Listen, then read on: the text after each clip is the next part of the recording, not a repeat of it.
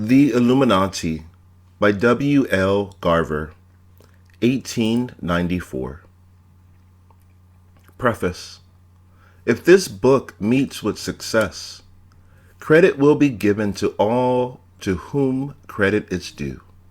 No societies or individuals mentioned herein are responsible for any statements made. The author.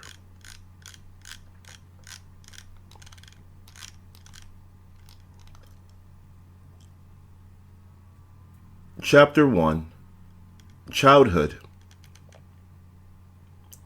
There is a principle, proof against all argument, a bar against all progress, and which, if persisted in, cannot but keep the mind in everlasting ignorance, and that is contempt prior to examination.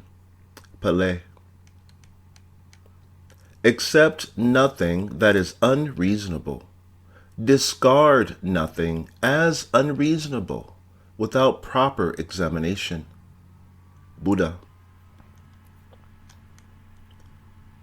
My name is Alfonso Colono.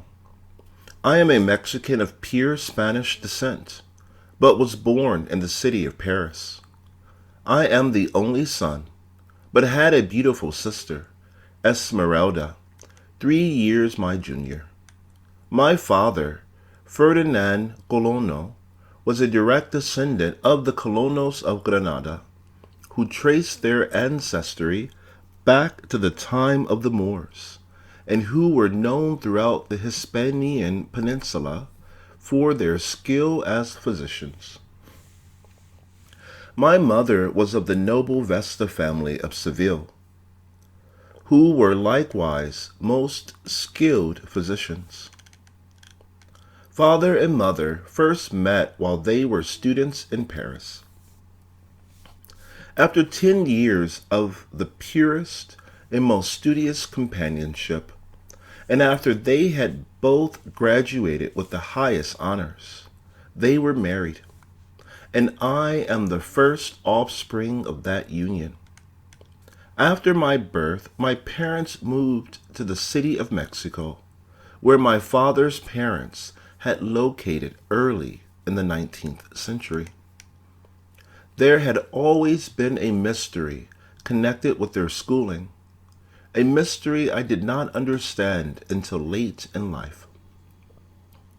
They were two of the most learned people of their time, and, strange to say, they came from the very center of materialistic thought, deeply imbued with mystic ideas. Upon his return to Mexico, Father immediately commenced to practice as a physician, and soon became known far and near for his wonderful success and skill. In fact, his fame became so great that it was not confined to Mexico alone, but extended throughout the entire West, and he was offered almost fabulous salaries by the governing powers of the South American states. All these he respectfully declined, and remained in the city administering to the rich and poor alike, never refusing the low or the high. As a result, he was known and beloved by all, and exerted a powerful influence both in governmental circles and among the masses.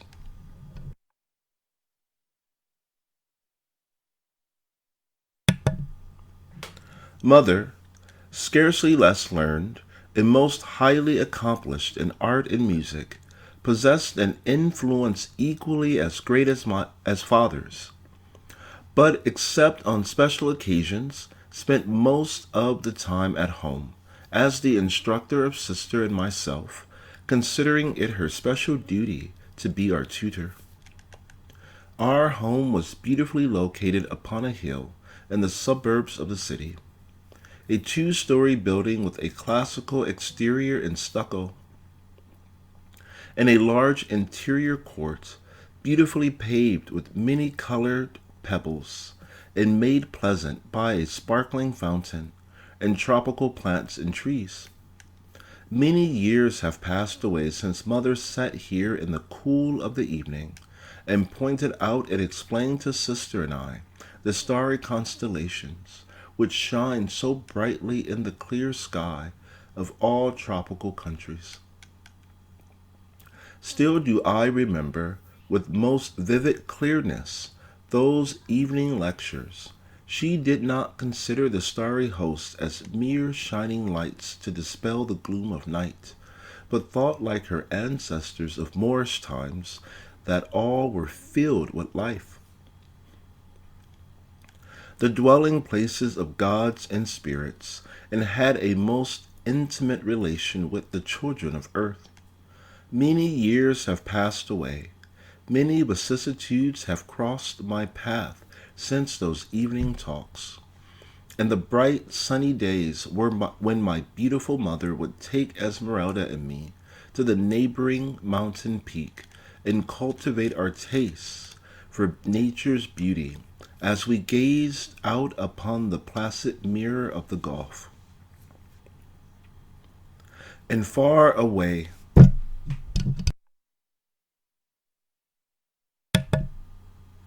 to the blue and misty mountains round about, I still remember the pleasant lessons in geology and natural history we received upon these journeys.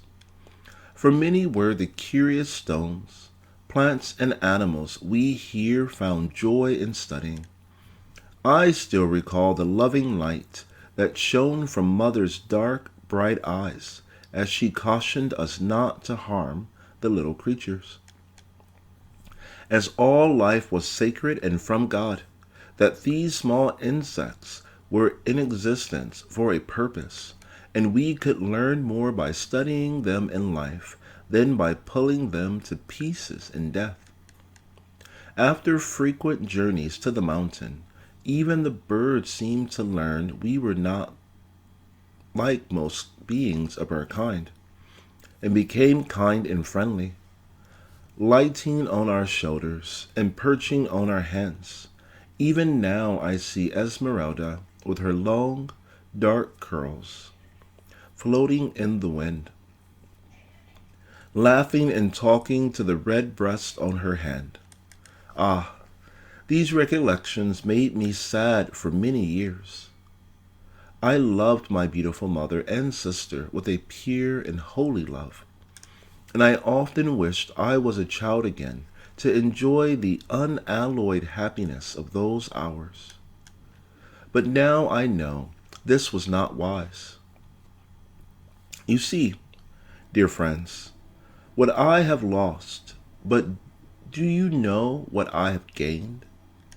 Great were those joys, but still greater are those that come from the full unfoldment of our spirit natures. And then it is not wise to dwell upon the past beyond recall, except in study that may better guide our footsteps in the future.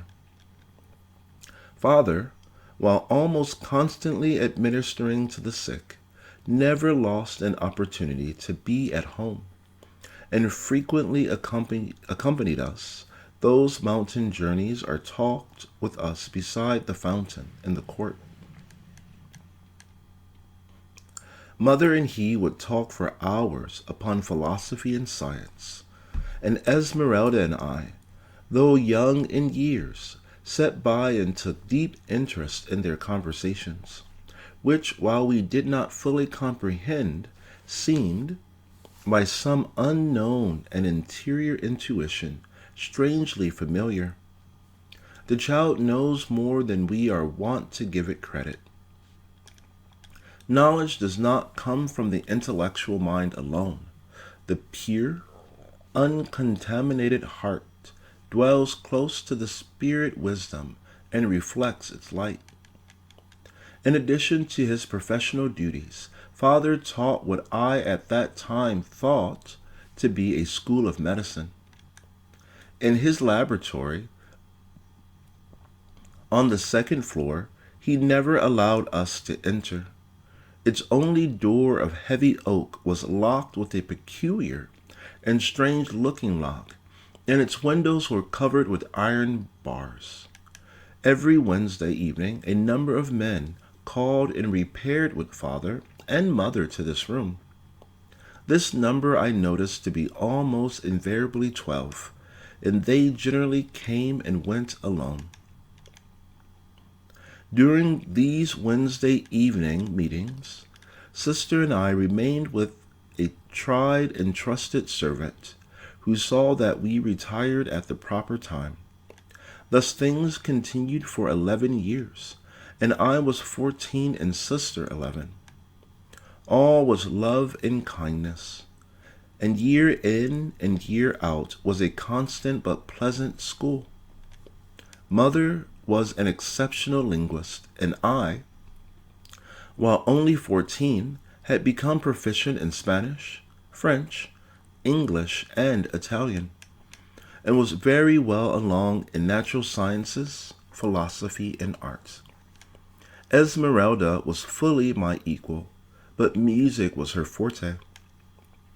And when her voice rose in song, crowds of peons gathered in the street and listened in silent awe to the perfect beauty of her voice.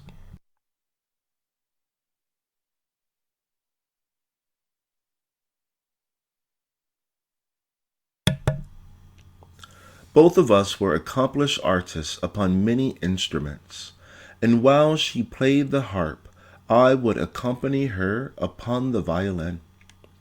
These family concerts, in which father and mother often joined, gave them much pleasure, as also the wonderful resemblance we bore to them, I becoming every day more like my father, while Esmeralda was the perfect picture of her mother. One evening, father returned earlier than usual, and he and mother took seats beside the fountain, and were soon very earnestly in conversation. Sister and I were playing with a large collection of fine seashells beside the court, and ordinarily would not have paid more than passing attention to their conversation. But the absence of father's usual kiss and play, together with the sad look upon his kind and handsome face, attracted our attention, and we stopped our play to listen. "Nina," he said, taking my mother's hands and looking lovingly into her eyes, "do you know that our 20 years are almost up?" A momentary paleness came over mother's face, but it quickly gave place to an expression of serious calm as she answered, "Yes, Ferda, I have not overlooked that fact, and for some time past have been preparing for a change which I have a premonition is soon to come, and I hope, my dear husband, you are doing likewise. But, my dear, you look unusually sad this evening. Have you anything distressing on your mind? If so, let me share it." And she gave him a fond and loving caress.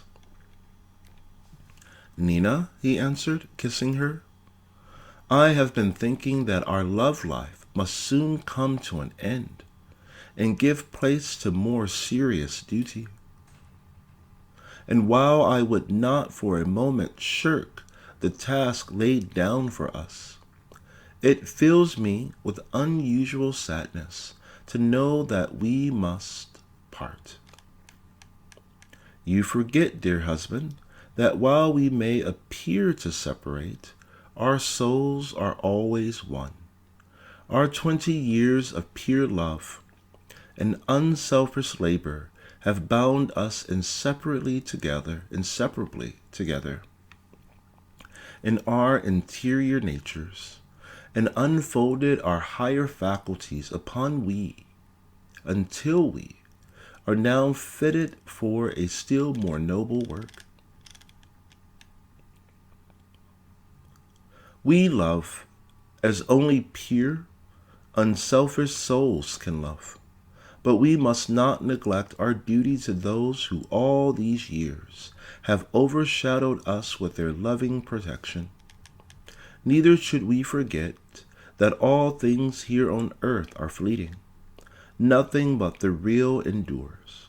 We have been instructed in the science which leads to the eternal, and for 20 years have enjoyed the highest happiness of earth to aid us to a dim perception of a still higher and eternal joy.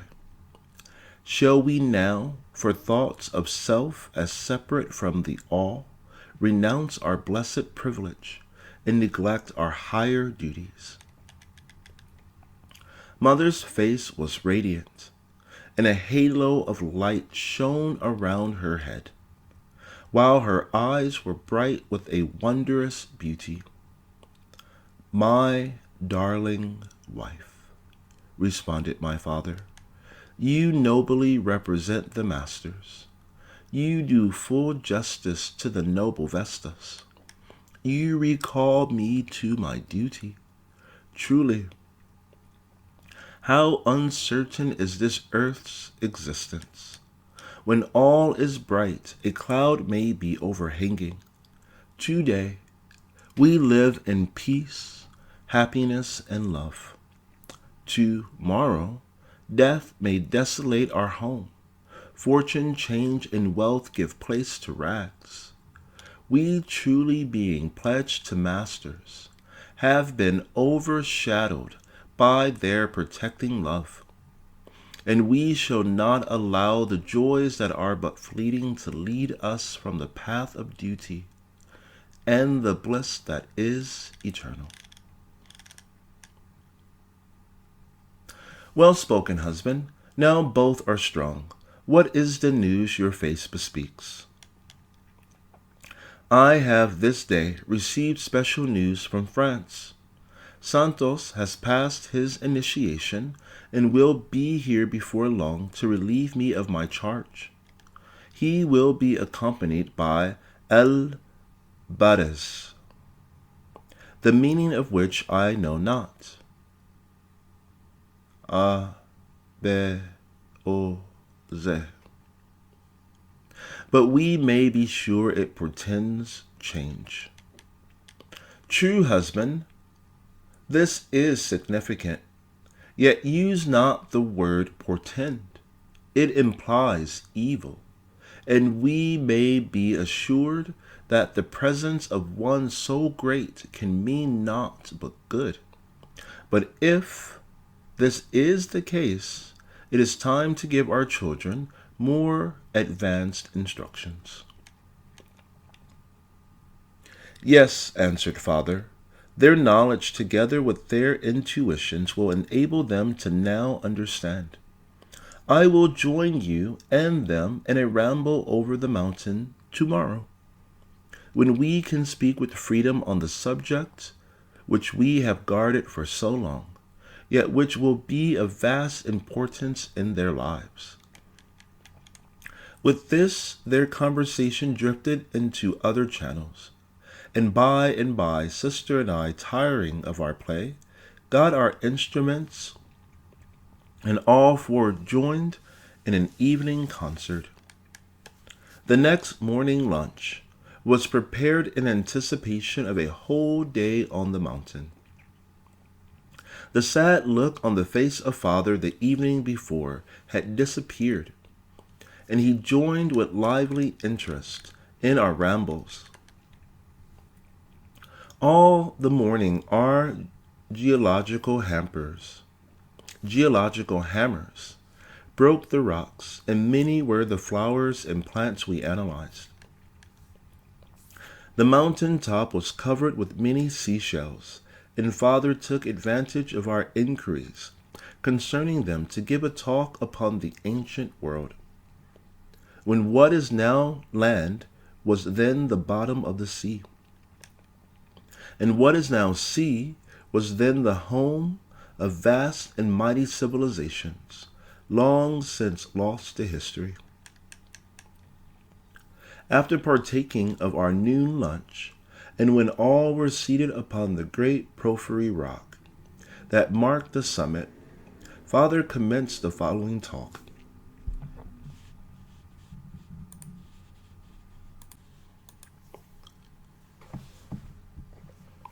After partaking of our noon lunch, and when all were seated upon the great porphyry rock that marked the summit, Father commenced the following talk.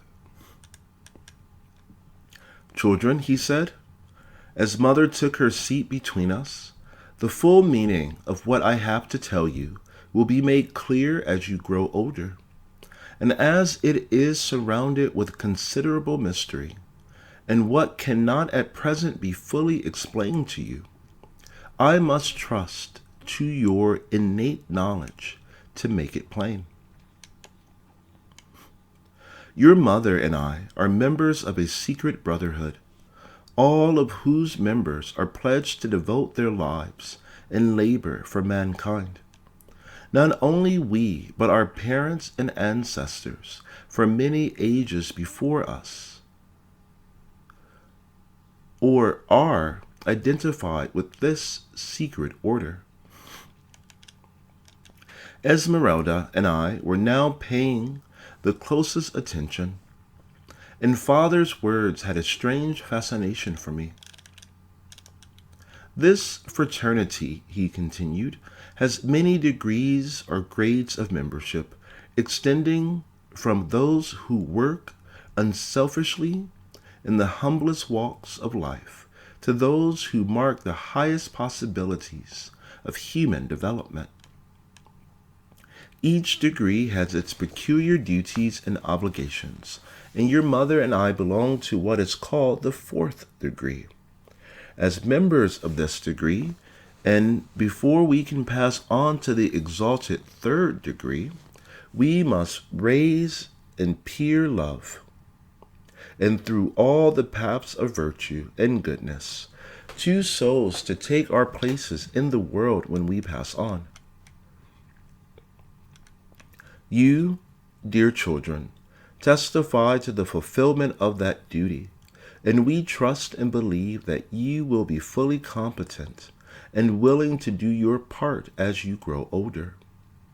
In addition to this duty, we must live in a loving and unselfish life for 20 years as ordinary members of the world, during which time we are to teach and train you until you are able to proceed by yourselves. If these duties are faithfully fulfilled, if for all these years we are a living example of all that is pure and good, it is our privilege to become members of the exalted 3rd degree. Rise superior to the bonds of death, and live immortal in the purest love. Children, our 20 years have now almost expired, and the only unfulfilled condition is that you should be fit to fill our places. We know, for our life of study has not been for naught, that this is only a matter of time, and that you both will be our superiors. We tell you these things, dear children, because we have reasons to believe changes are soon to call us to new duties, which may necessitate a sundering of the ties of love. An explanation of this seeming cruelty, we would say that while the love which has been ours is blissful, it cannot compare with a still higher love which marks a higher life. And remember, children, that whatever may come to pass, if love bonds are broken and you appear to have no friends, you are, by right of birth and the brotherhood's adoption, surrounded by protecting powers that defy all opposition. So long as you live a life of purity and goodness, and adhere strictly to the path of duty. The great ones, called protectors, will protect you from all harm.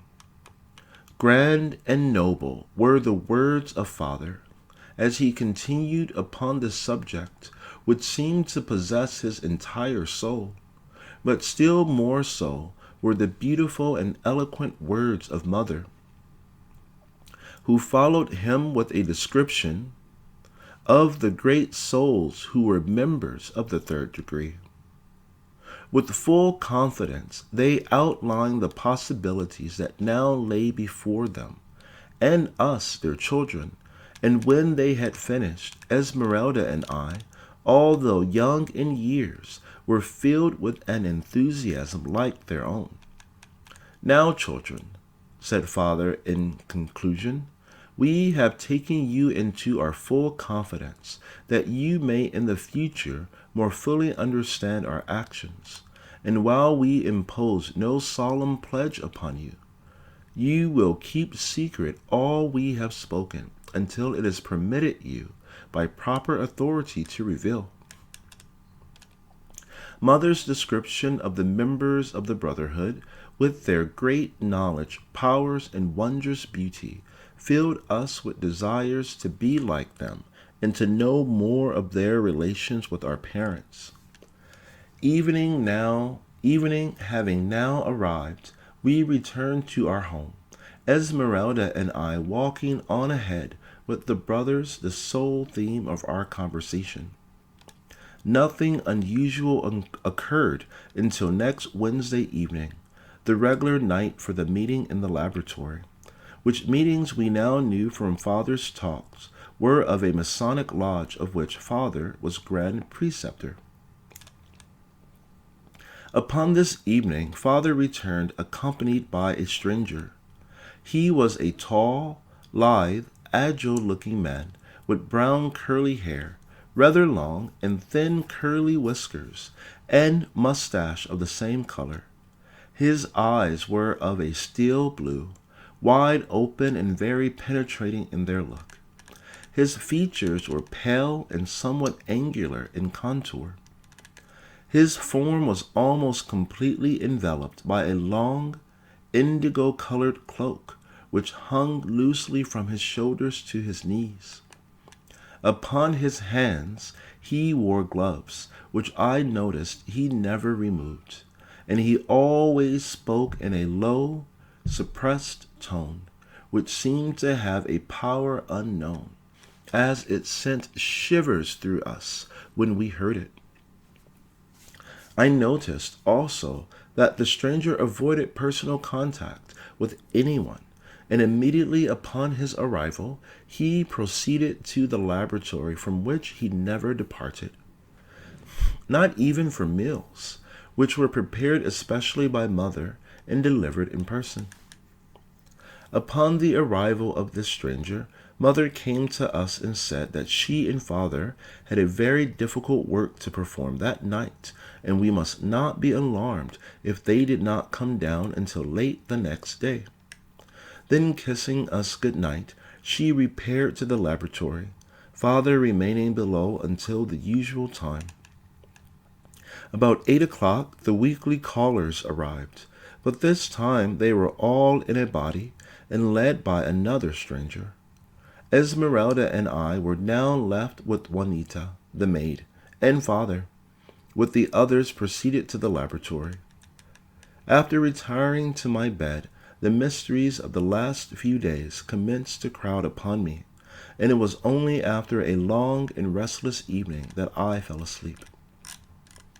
Sleep, strange mystery, who knows thy meaning, and the wondrous powers that in thee find full play? I fell asleep to dream I was carried far off into a wild and mountainous country, where, on the steep and rocky side of a lofty range, encompassed around by peaks of snow, was a large monastic-looking building. Next, by the marvelous transformations which characterized the dream, I found myself in an interior court. surrounded by cyclopean columns and enthroned with white-robed priests, upon a large white cube which served as a throne. At one end of the court sat a robed figure in a chair of pearl or ivory. His head was uncovered, and he wore long golden curls. His face was young, his eyes mild and blue. As I looked, his form became surrounded with a halo of light, and as I gazed more intently, I saw that his form was transparent like crystal, and a golden light emanated through the light blue robe of gauze that enveloped it. Then his features changed, and from the kind and gentle look that had at first marked his face, it became stern and awful. A radiant light shone from his eyes, and violet scintillations filled the air around. With eyes fixed in awe and wonder on the scene, I saw the white-robed throng draw back. And 12 figures, transparent but not golden like the first, robed in gauze of yellow, came forward and stand in a circle around the throne.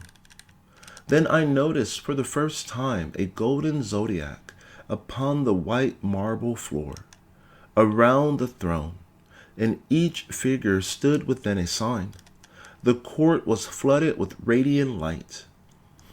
The court was flooded with radiant light from no apparent source. And now, behold, 12 figures robed in indigo led forward another figure in like garments. A beautiful form of pearly white shines through its transparent folds, and lo, as I gaze, I recognize my mother.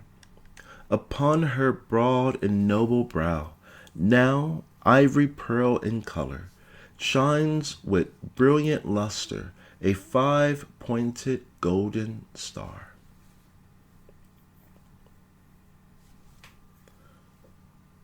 Oh, how beautiful her face! How calm and grand her features! Her 12 robed conductors separate in front, 6 take each side, and join behind to form a triangle around her. She advances. Then a fog came over the scene, and I became lost in deep and dreamless sleep. O soul, untrammeled by the chains of matter, where did you in this sleep wander?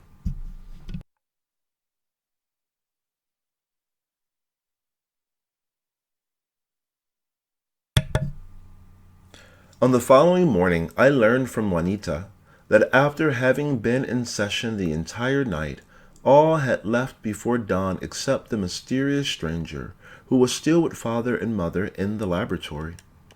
And, whispered the maid, with a scared look upon her face, the court was full of phantom spirits all night. For, as I started to return to my room, the full moon lighting up the court showed it full of white figures. I said nothing in reply, but could not help but relate her strange statement with my dream, and determined to ask mother concerning it. 9 o'clock came, and father came down with a pale and careworn look upon his face. Noon came. Father took a light dinner with us, but in answer to our questions only said, "Mother will come down later." 3 o'clock came, and at last mother appeared. Oh, how supremely beautiful was her face, now a pearl white in color, and radiant with divine love. She came to us, and as she kissed me, her touch thrilled my entire being.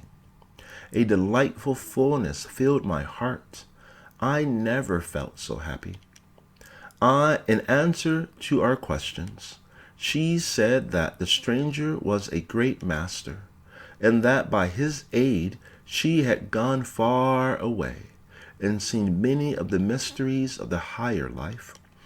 When I told her of my dream, she smiled happily, and kissing me said, "My dear son and brother, you are wiser than you know, and will some time know more fully the meaning of your vision."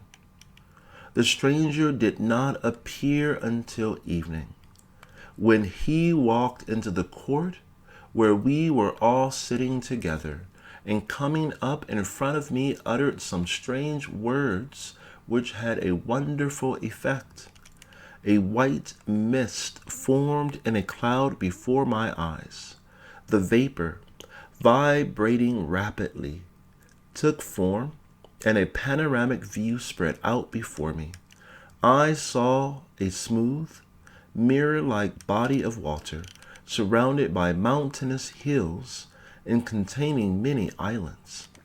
A bright blue sky, filled with floating banks of snowy clouds, was reflected on its placid surface. Then a vast fleet of ships, full of armed men, appeared. And the land also became black with a surging mass of shielded warriors.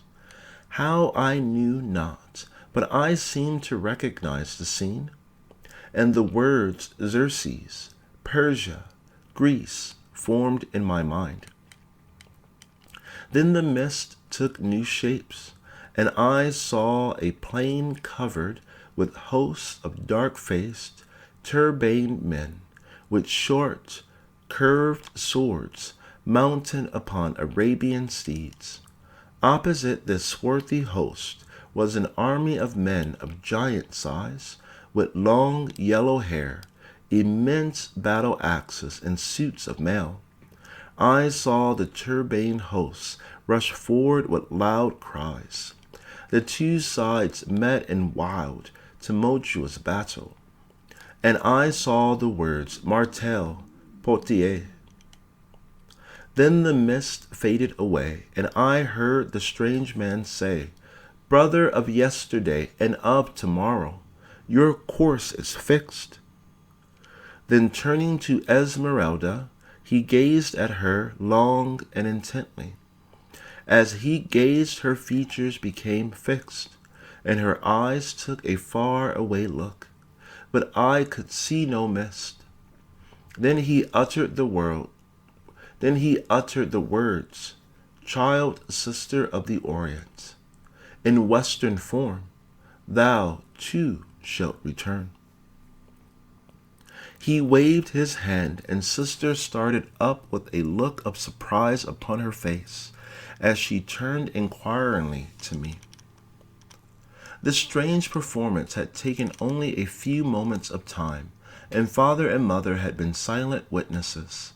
As the stranger stepped back from Esmeralda, he turned, and with a peculiar gesture and knowing look departed. We both plied father and mother with questions, but they had seen no myths nor scenes.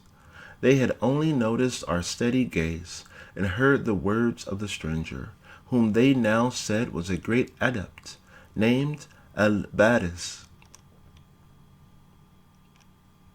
and that he had the most wonderful powers, such as belong to all exalted men, among which was that of recalling temporarily to others their past existence.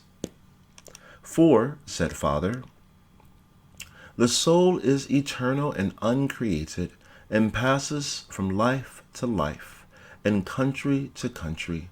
No doubt what you beheld were scenes in your past existence, and if you join the brotherhood and pass through its higher courses, the vast knowledge that is concealed within your soul from many lives gone by will be revealed and become a part of your consciousness.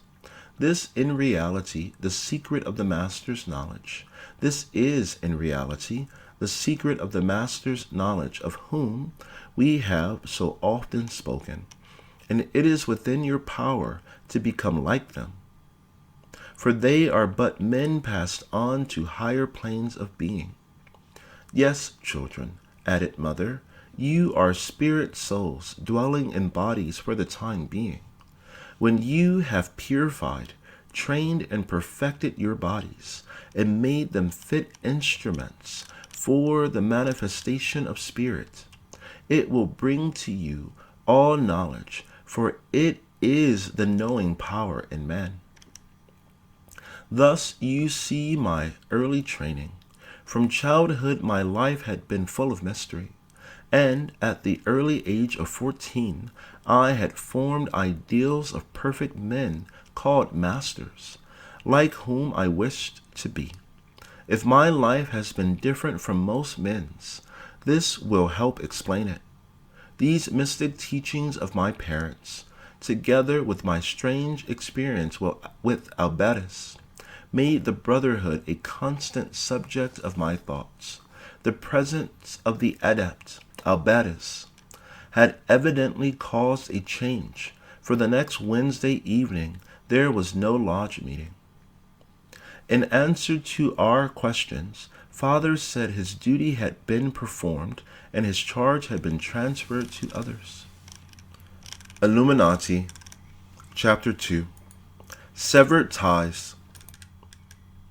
2 weeks after the departure of the adept, Albertus, Father entered the court with a letter which he handed to Mother as he took a seat beside her near the fountain. Having broken the seal and read, she handed it to Father, at the same time calling Esmeralda and me to the seat beside her. Feruda, she said, as Father laid down the letter and we approached, it is all for the best, and we must show no sign of weakness. Then turning to us, she said, Dear children, we have lived long and happily together, but the time has now come when we shall have to separate. Alfonso, Esmeralda, and I must leave on the first steamer for Paris. I have been called there to perform a duty, and will take Esmeralda along so she can complete her studies. You have still much to learn which Father can best teach you, and when you have become sufficiently advanced to be prepared for teaching higher than he can give, you will also come to Paris, and we will be together again. Now, children, we will have our family concert for the last time.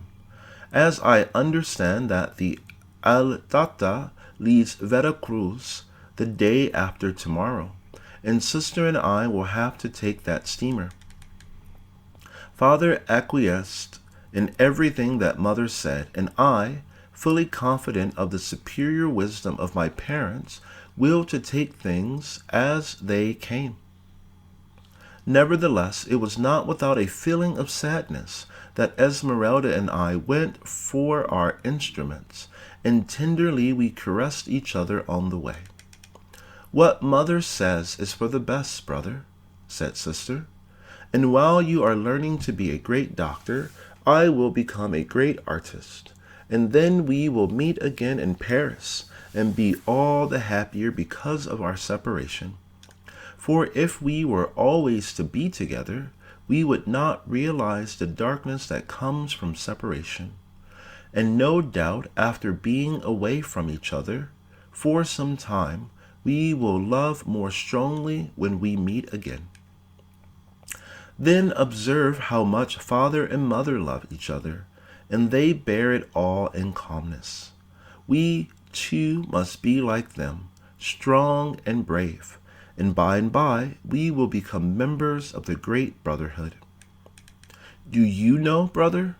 I believe Mother's sudden call to Paris has something to do with this great brotherhood about which they have talked so much. What do you think, Sister? I asked. Why, I think Mother is advanced and is much greater than we know or think. In fact, I think neither of us fully know our parents. I believe both are great members. And, brother, I believe that when the great adept Albertus was here, he found out that Mother is advanced, and he has now sent for her. Anyhow, we will write often, and you will tell me all about Father, and I will tell all about Mother. We had now returned to father and mother in the court, and, once started, continued our concert until late at night. Father and I played our violins, and sister and mother played the harp and flute. Sudden though the announcement had been, there was no delay, and father and mother, taking everything in a calm and systematic manner, were ready for departure the next day.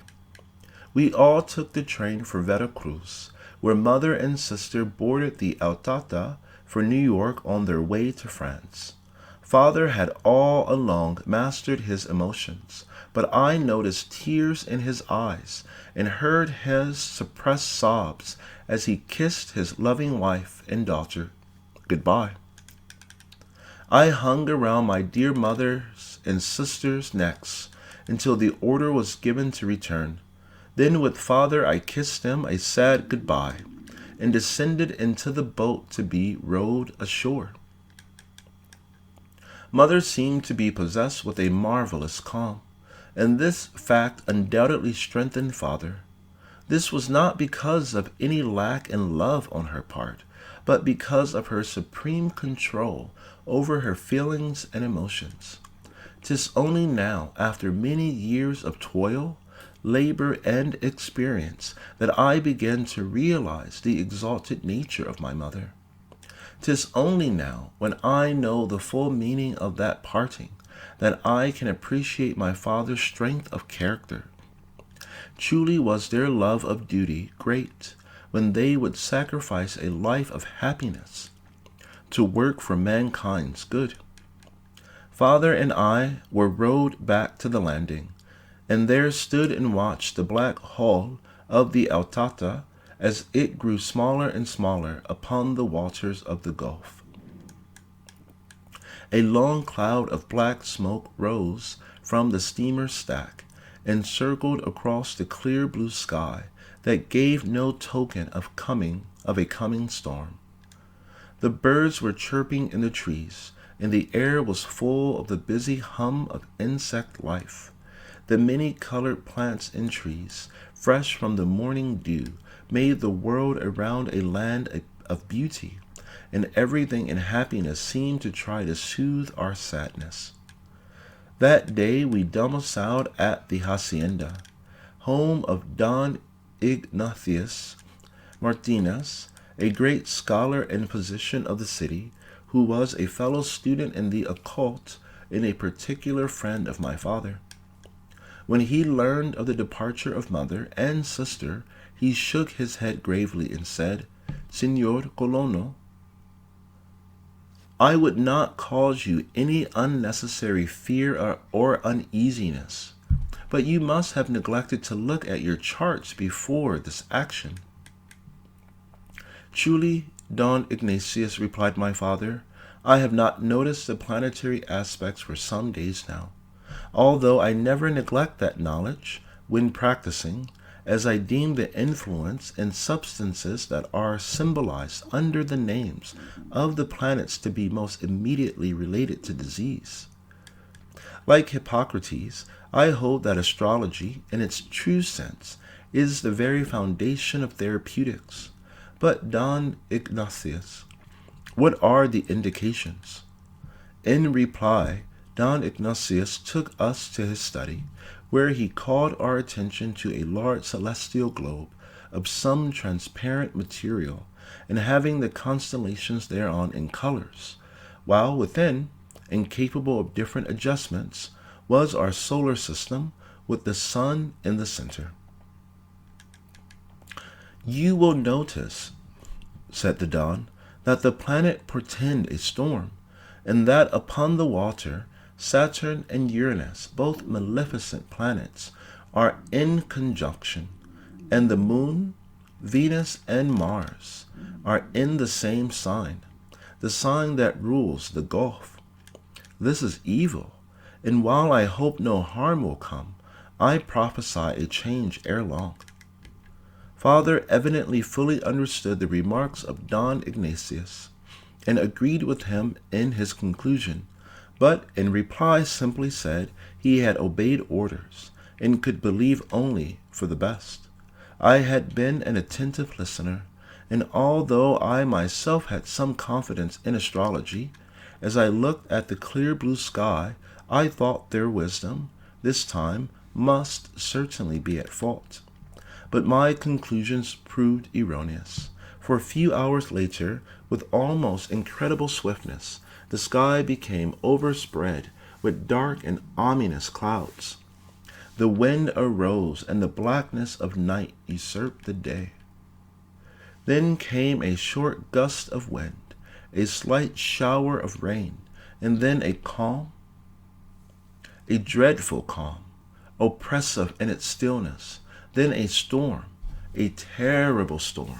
The wind roared and the trees snapped before its awful force. The very timbers of buildings screeched and trembled beneath the blast. The heavens seemed a holocaust of fire, and the thunders contested with the roaring winds, an awful din of terror. In an hour all was over. Only an hour, yet, O God, what devastation it had wrought, what violence it had done, what changes it had brought. Throughout the storm, Father had sat with a stern, far-away look in his eyes, and now, when all was over, I noticed a change had come over his features. No more that happy smile of yore, but a stern and inexpressible sadness. "My dear brother," said the Don, taking my father's hand, "I feel with you, and would give what strength I could in this hour of doubt and trial. It seems impossible to think the steamer could survive that storm, but all is for the best. We cannot lament over that which some call death, for we know that with her it would be but the commencement of new life. You have lost her from this life, but your loss is her gain. And when we recall the facts as they really are, it is even your gain.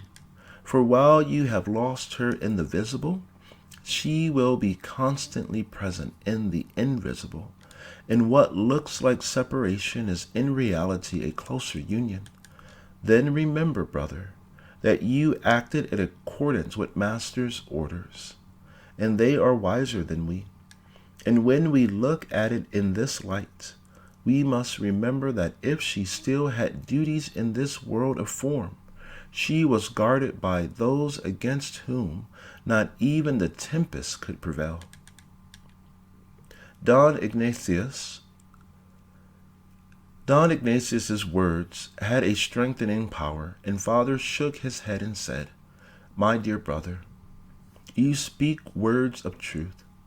I have loved my wife until that love has become selfish. And no doubt this is brought to recall me to my duty and direct my love to men. I will be strong and never more forget my true labor as a man. I obeyed the Master's orders. I have full confidence in their superior wisdom, and from henceforth I dedicate my life to humanity and truth." As Father spoke, he arose, the very picture of self-control. And as his sad white face became lighted up with a noble calm, "My son Alfonso," he said, turning to me, "remember the words that have been here said. Impress them well upon your mind and heart. Your mother is not dead. There is no death. Through that act or process, so called, we pass from prison form of flesh into the universal light and love. In all probability, your loving mother and sister have passed from our kind of life into higher planes of joy and labor. 'Tis left for us to continue in our labors here and earn the right to join them in the higher brotherhood of love. Will you follow me in this great effort? Will you join with me in efforts to reach this end? I seem to imbibe my Father's strength. A new life pulsated through me, and an inner voice said, "On, on." With a determination and enthusiasm I had never shown before, I answered, "Yes." Father kissed me, and Don Ignatius, grasping my hand, said, "You are a noble son, and destined for great work. Great wisdom will you have, and pass beyond. Go with your father. Study well. He is most competent to teach. Be proud. Be good, and full of love for man. And thy end is fixed and certain." We remained with Don Ignatius still another day. The paper giving an account of the storm said it had swept the entire coast and gulf, and all vessels on the water were undoubtedly lost. Following was a list of the passengers of the Altata, and after Senora Nina Colonna and daughter was reference to two unknown men who had embarked just as the boat was pulling anchor, and whose names had not yet been registered. The next day Father and I returned to the city, and from that time I became his almost constant companion. The old laboratory was opened, and I was taken through a thorough course in chemistry, and everything that pertains to medicine was made a subject for investigation. Father became more assiduous than ever in his attention to the sick, and I accompanied him on all his visits, listening to his lectures on the way. As time went by and my knowledge increased, he spoke with less reserve, and, pledging me to secrecy, told me much about the occult theories of medicine. The science of signatures and correspondences were broadly outlined, and he told me more fully of his schooling in Paris. Mother and sister were not banished from our thoughts or conversations. We talked of them often, and although it was with sadness, we controlled our feelings and did not waste time in unprofitable longing for what was past. Speaking one day of his success in medicine, Father said, "I do not treat disease, as many suppose, and my success does not come from the titles that follow my name, nor from the diploma which I have from one of the world's most celebrated schools, but from the knowledge that I acquired in certain secret schools in which I was a student when in Paris. These schools," he continued, "have existed unknown to the public from the time of Monsieur Mesmer and Saint Germain, who taught far more than they are credited with by the uninformed public. These schools are closely guarded, and none but the deserving can obtain admittance, for the knowledge they reveal would be an awful power for evil in the hands of selfish and malicious persons. I hope, my son, to secure you admittance into this school when you become of age, no one being allowed to enter under the age of 21. In the meantime, you must graduate as a regular physician, for in this age of superficial knowledge and much form, you could not practice openly as you are therein taught. Therefore, you must cloak your practice under the title of a regular, as I do. Many are the cures I have brought about under this title, but at the same time using means which, if known, would be branded as superstitious and make me a charlatan. When questioned if this secret school was in any way related with the Great Brotherhood, he replied that it formed a part of a semi-esoteric section, and that all fourth-degree members sent their children there to get the benefits of both esoteric and exoteric schools. Remember, my son, he said, the members of the fourth degree must seek power and influence in the world, not for their own selfish ends, but in order that they can thus be more potent instruments for good. Each candidate for membership must be a master of the three great professions: medicine, law, art. This will be more fully explained to you when the proper time comes. Was Mother and our women admitted to this school? I asked. Mother was a member, and women are admitted. But while they are exempt from professional practice if they so desire, they must stand all examinations the same as men.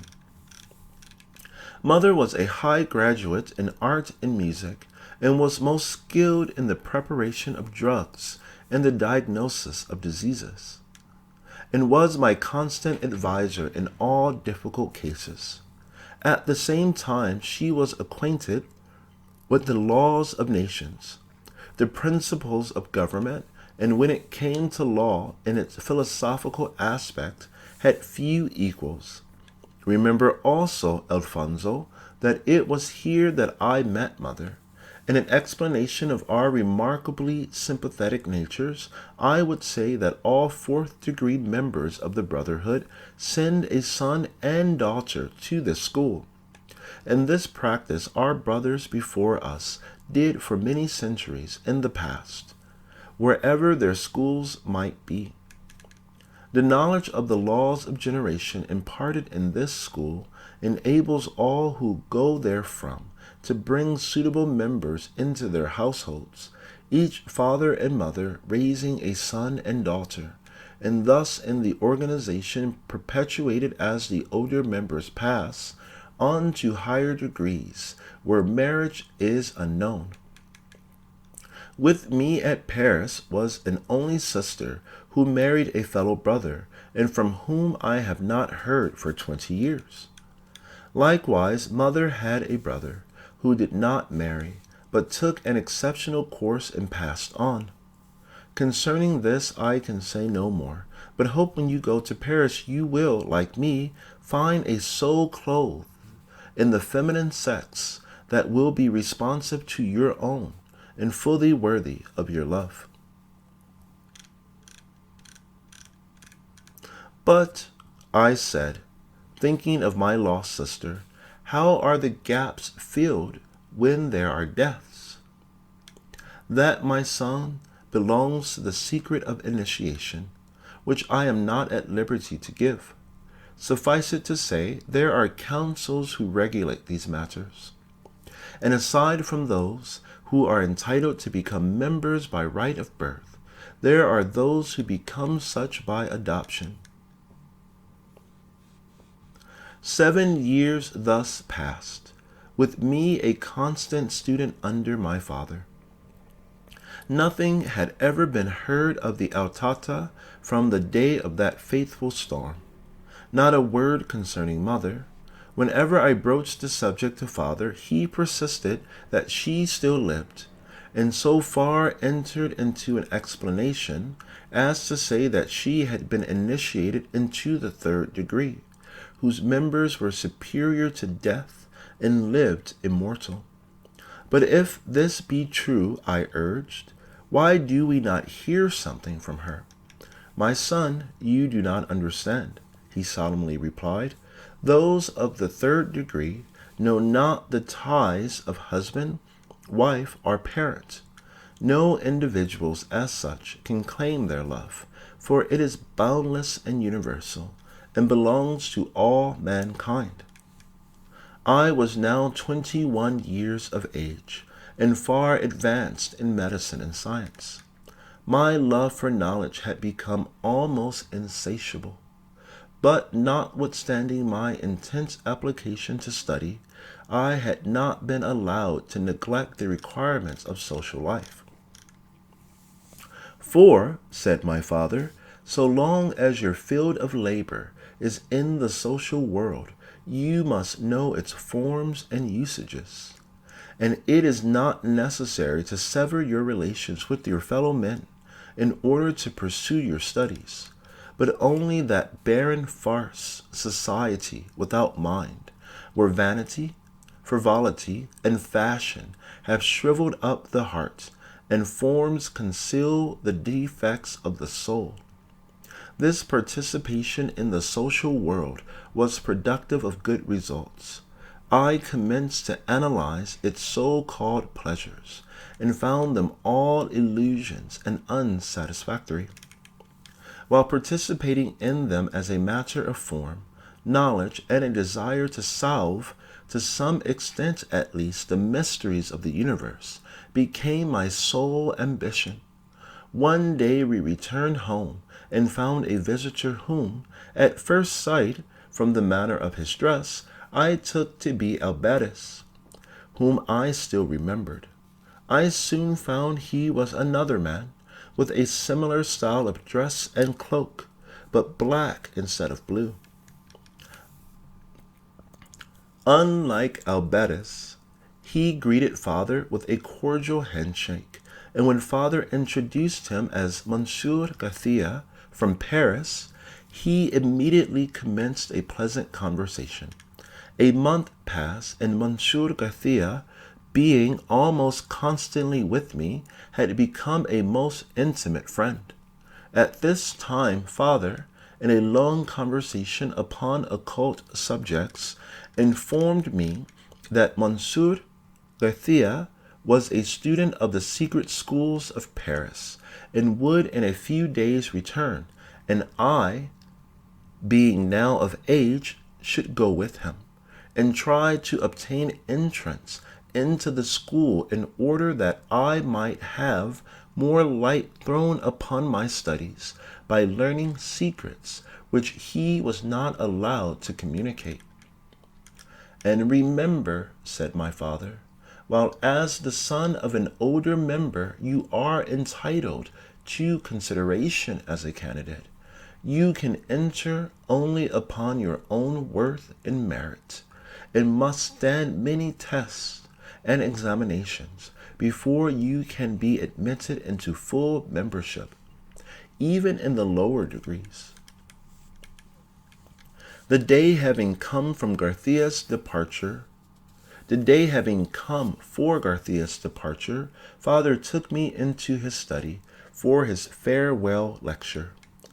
Alfonso, he said, after he had dwelt long and eloquently upon the grandeur of brotherhood and love, and outlined the organization which sought to make these universal, Monsieur Garcia is an advanced member of the secret Asclepian school, and worthy of your full confidence.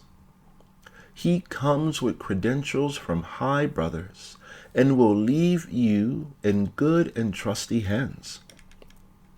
Recall what I have told you concerning students of this school. None but the pure and good are admitted, and to all others their existence is unknown. None but the elect can find them. 'Tis your privilege to be among those who can lead you to their benefits. Respect this privilege, and maintain the utmost secrecy with regard to everything pertaining to them. Beware of the glitter of the world, and avoid all sentimental love and follies. Let your love be pure, strong, and without measure, for all that is good and true. As regards the other sex, marry not unless you find a soul fully sympathetic to your own, and a mind devoted to the same great end. First, seek admission into the school, for it is there you will find those whose hearts and minds beat in harmony with your own. There, among your sisters, you will no doubt find one worthy of your love, and be suited to aid you in your advancement. Choose her for your fellow student. Cultivate for her a pure and holy love, And when knowledge entitles you to again appear before the world, wed her in true wedlock, and perform your duty to your brothers and the world. Ever remember that this life is but the necessary probation to a life still higher, and never allow the exalted pleasures of this most happy period to lead you from the path of final duty. Pure love for wife and children will expand the flame within your heart. Pure devotion will unfold the hidden spirit that dwells within your inmost being and lead you to more beautiful and still grander heights of love. My son, learn to love, for if you learn not here, you cannot hereafter. Let your whole soul be ravished with the divine flame, but never for one moment allow it to be sullied by an evil thought or lost in selfish separation. Love your wife, that you may better love mankind. Love your children, that you may the better love all God's children. And then will the universal love illuminate your mind and soul and bring you all wisdom.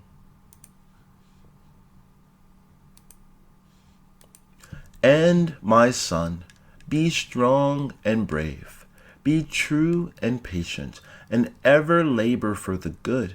Farewell. We may never meet on earth again.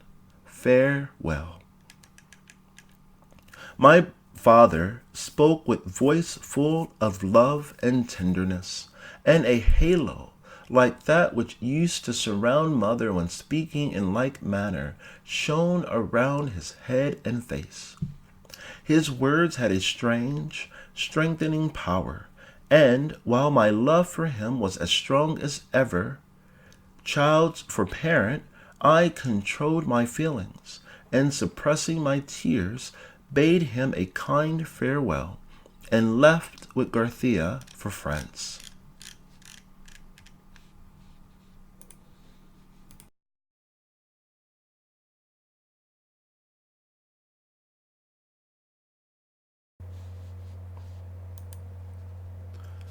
Illuminati, Chapter 3. Princess Luisa. We crossed the Atlantic, reached Liverpool, and took the train for London without incident of note. Garcia was a most interesting companion, possessed of extensive knowledge and well informed in the ways of the world. As though to stimulate my aspirations, he talked much of the mysterious brotherhood to which he and my parents belonged. Many were the stories he told of the exalted wisdom and wonderful powers of the members of the higher degrees. Nothing was more interesting to me, and I had now become fully imbued with occult ideas and had determined to do all within my power to learn and master the mysteries of the hidden side of nature. I noticed, however, as with my parents, all information was strictly confined within certain limits, beyond which he would never go, and he always diverted the conversation when thus pursued. At London we stopped 3 days, during which time an incident happened which increased the mystery that had already surrounded me. Garcia was well acquainted with the streets, and was taking me over the city. On the evening of the second day, we were walking along in the neighborhood of Trafalgar Square, when a sudden commotion attracted our attention. "'Tis a runaway," he exclaimed, and as the crowd drew back, I saw a royal carriage, drawn by 2 black and fiery steeds, come dashing with terrific speed along the thoroughfare. "My God!" cried 100 voices. "It is Prince Luisa, the Queen's most favorite daughter. She will be dashed to pieces. Give them the road. Don't turn them. God, what nerve! See how she holds them." Pale as death, a beautiful woman with braced feet pulled on the reins with all her power, and with wonderful presence of mind kept the frightened animals in the middle of the street. But her strength would not suffice to stay them, as covered with foam, their iron-shod hooves struck fire upon the granite paving. Can't someone stop them? My God, they go right toward the monument. Oh, horror! 'Tis death. Just then a tall cloaked figure stepped hurriedly from the frightened crowd and rushed out directly in front of the flying steeds. I felt a tremor run through the hand of my companion, and suppressed cry came from his lips.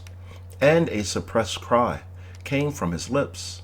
At the same time, a strange, thrilling sensation ran through my form, and my heart beat quick and fast. "Stand back," cried many throats. "No human power can save her.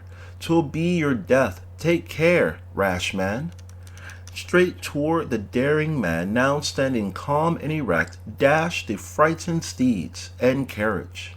Will they trample him under their grinding hoofs? Now they are on him. No. Quick as thought he stands aside. A white misty vapor fills the air, enveloping coach and horses.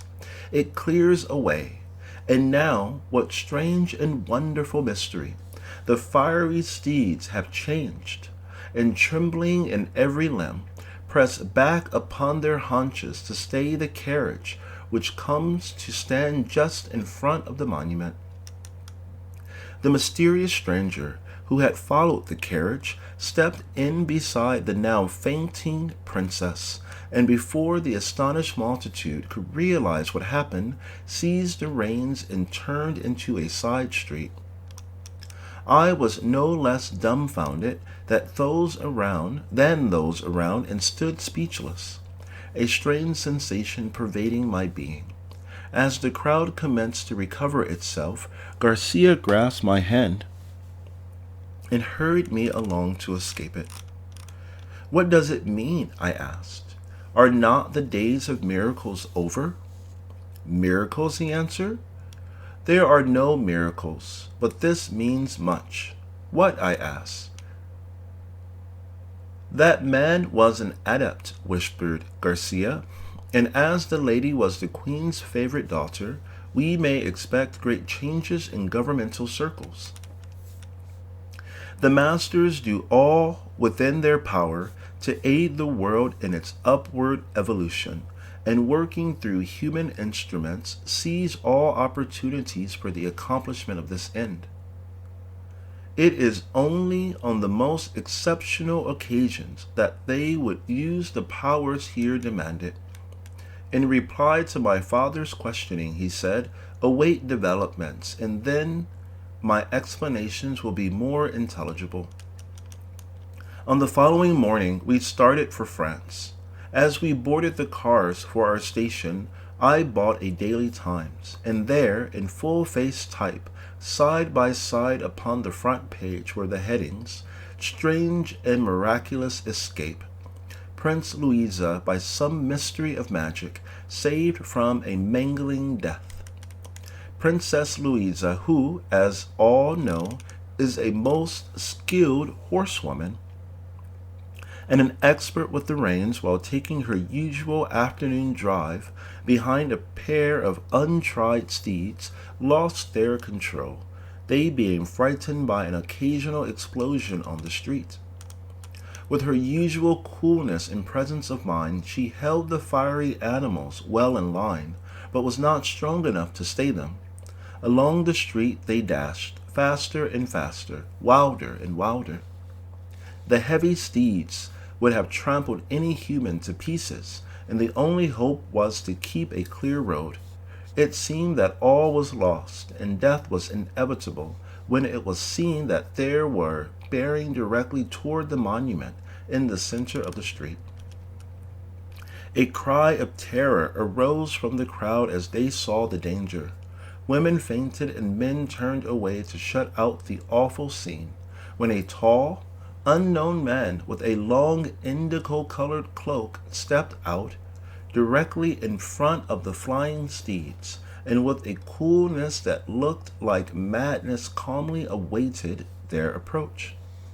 Two deaths seemed inevitable, but when the horses reached him, he stepped quickly aside, and by some strange mystery of magic, we know not what, covered coach and steed with a white, vapory mist, which in some still stranger manner seemed to change the entire nature of the animals, and brought them in trembling terror to a stand just in front of the monument. Before the crowd could recover from its astonishment, the mysterious stranger stepped in beside the fainting princess.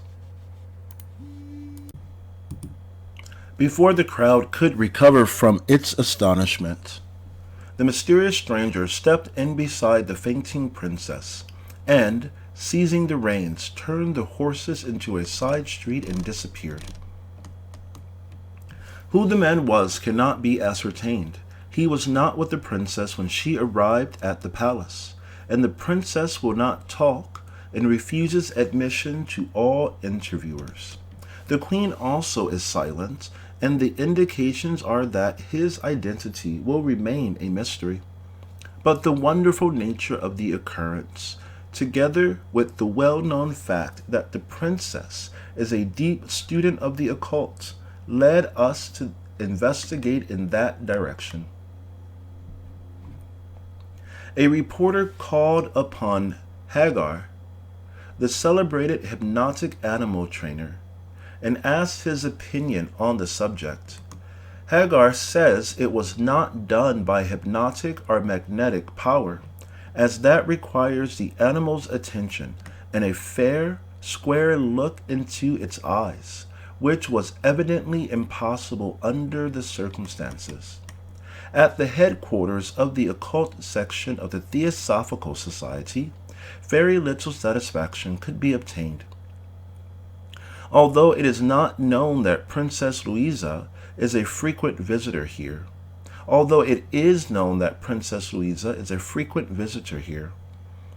Sankhya Roa, the Hindu adept now there, hinted in vague terms about Akashic ethers, elemental vortices, and Kriya-Sakti powers, etc., but gave very little information. Whoever the stranger was, and whatever his powers, the occurrence will remain a 9 days' wonder, and give charlatans and pretenders to secret wisdom another harvest from the multitude of dupes who now throng the city in search of the occult. The second heading, no less conspicuous, read as follows: William Herbert Morley appointed Premier, which means the end of English power in the East.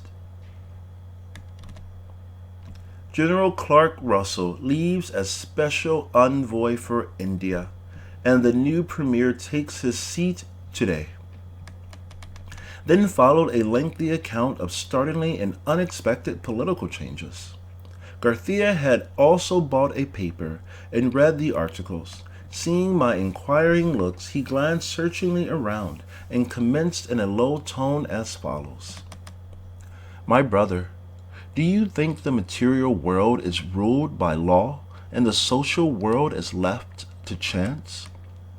Do you think that human evolution has no guidance, or that it is ruled direct by God? If the latter, you are in error. God, the infinite spirit, while pervading all, is far beyond all earth affairs. But between us and the Supreme are many grades of beings, superior men, heroes, demigods, and gods, and each host of these works through those below. Kings, queens, presidents, and rulers are not always so by chance. They never are in periods of transition, when great changes are impending, for they are but instruments for higher powers, and work unconsciously for predetermined ends. Warriors, statesmen, and great religious teachers are thus overshadowed by superior beings and are often even conscious of the fact, as Socrates, who had his demon, Jeanne d'Arc, who had her Vorsis, Muhammad, Cromwell, Napoleon, and all great men who have thought themselves the instruments of fate for the accomplishment of some great end have thus been overshadowed. This is the secret of what some call fate. Men make themselves fit instruments through which these powers can act and work to bring some lawful end. Men thus used shine with great genius, but when the end is brought about, the real powers who are unseen forsake them, and they sink again to the common grades of men. You think this desecration cruel? You think this desertion cruel? Not so. Those deserted are themselves to blame, for they abuse the privileges they hold, and thinking these powers their own, commence to work for selfish ends and to assume divine prerogatives. Then they must fall, for in the words of Hugo, they displease God, and must become once more but men. These men are sometimes evil, but evil men are often, in the end, unconscious instruments for bringing good. And do you relate all these remarks to the occurrence of yesterday? I asked. Yes, he replied in a suppressed whisper. Indications would seem to say that the throne of England is thus overshadowed, but the invisible workers veil their activities by working through what seem natural channels. Just then a stranger took a seat nearby, and Garcia immediately changed the subject of conversation. We crossed the strait and proceeded on toward Paris. The crowd prevented further conversation, but I was busy thinking. The Brotherhood had now become the almost constant subject of my thoughts, and I was longing for an opportunity to learn more concerning their mysterious powers and society.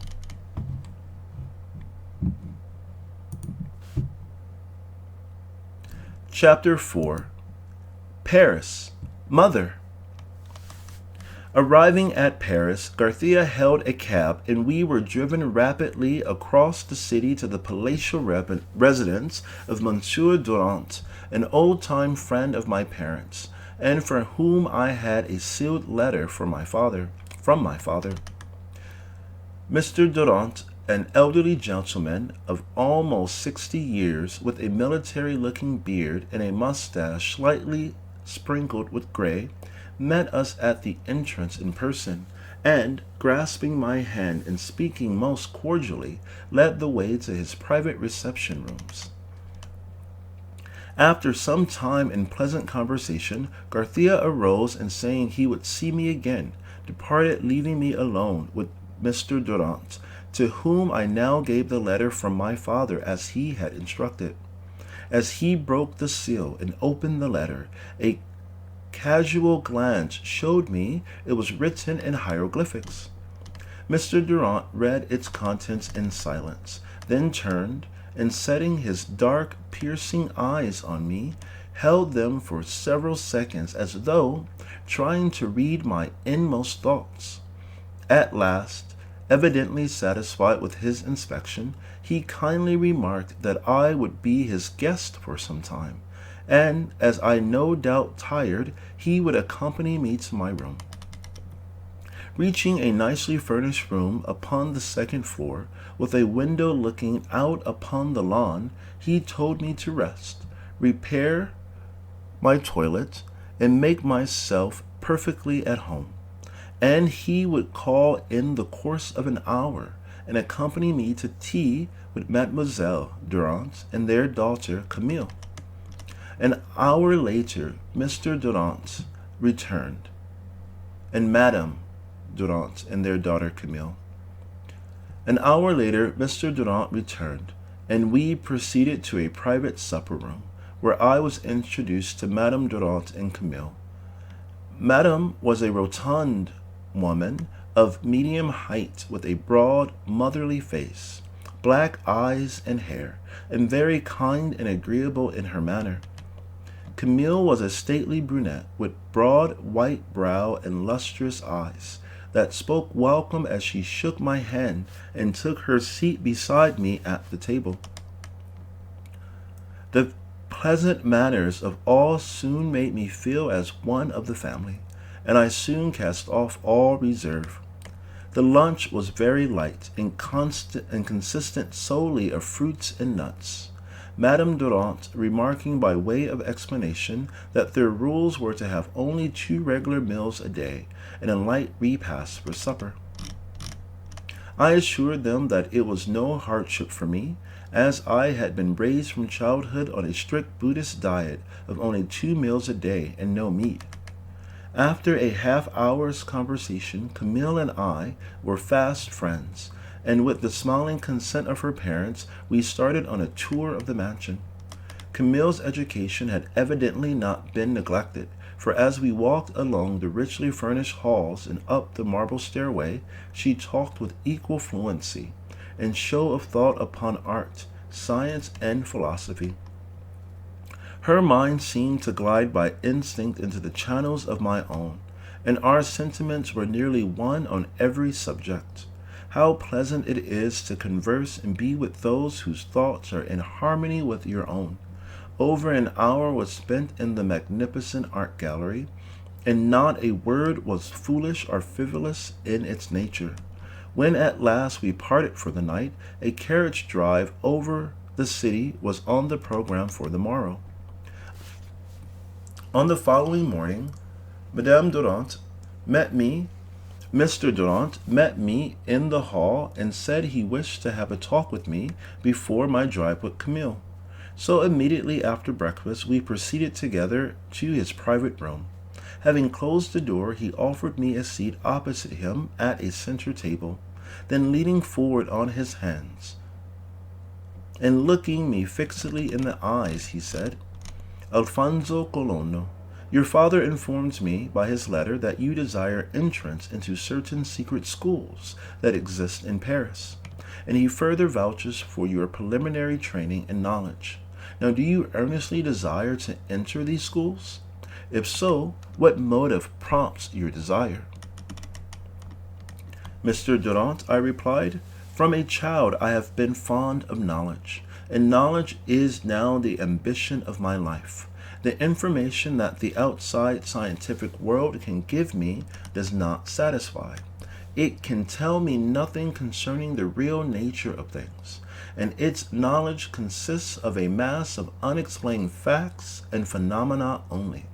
But from the teachings received from my father, I am led to believe that there are those in the world whose knowledge is not confined to such narrow limits, that they will aid to reach real knowledge, and it is them I seek. Do you realize the serious nature of true knowledge? Do you know the requirements necessary to its possession? Do you know the immense responsibilities and duties that it brings? These, to some extent, I know and realize, and these I am ready and willing to meet and assume. You speak bravely and with confidence, but I fear you know not all. Nevertheless, I believe your motive pure, and will try to find someone who is associated with this school and tell him of your desires. In the meantime, you are not to speak or talk with Camille upon this subject, and furthermore, you are pledged to silence." "Do I hear your pledge?" "You do," I answered.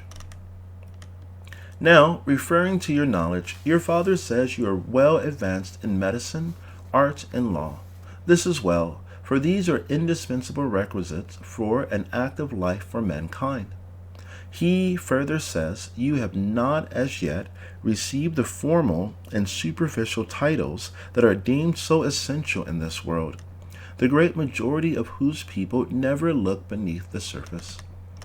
Therefore, I advise you to enter the exoteric schools and institutes and get diplomas and certificates in these three professions. Your knowledge will enable you to carry on all three subjects at the same time. And while they can give you no real knowledge, they can teach you much that will be of advantage in the world. In art, they can teach you skill with the hand. In law, diplomacy and forms. In medicine, they can teach you surgery and give you confidence in yourself from the ignorance they show. Then further, you will form acquaintances, gain influence, and if you are accepted as a candidate for the secret schools, be ready for consideration without delay, for these qualifications are necessary to all who would enter therein. Now be silent. For the present, you may go. I left the room, and proceeding along the hall, met Camille and accompanied her in a pleasant drive over the city. As on the evening before, she again demonstrated her ability as a conversationalist and entertainer, and when we returned, our friendship was established. Thus time passed, and Camille and I were almost constantly together. She was a student of art at the École des Beaux-Arts, and at her request, and in accordance with Mr. Durant's advice, I also matriculated. At the same time, I entered two of the most celebrated schools for instruction in medicine and law.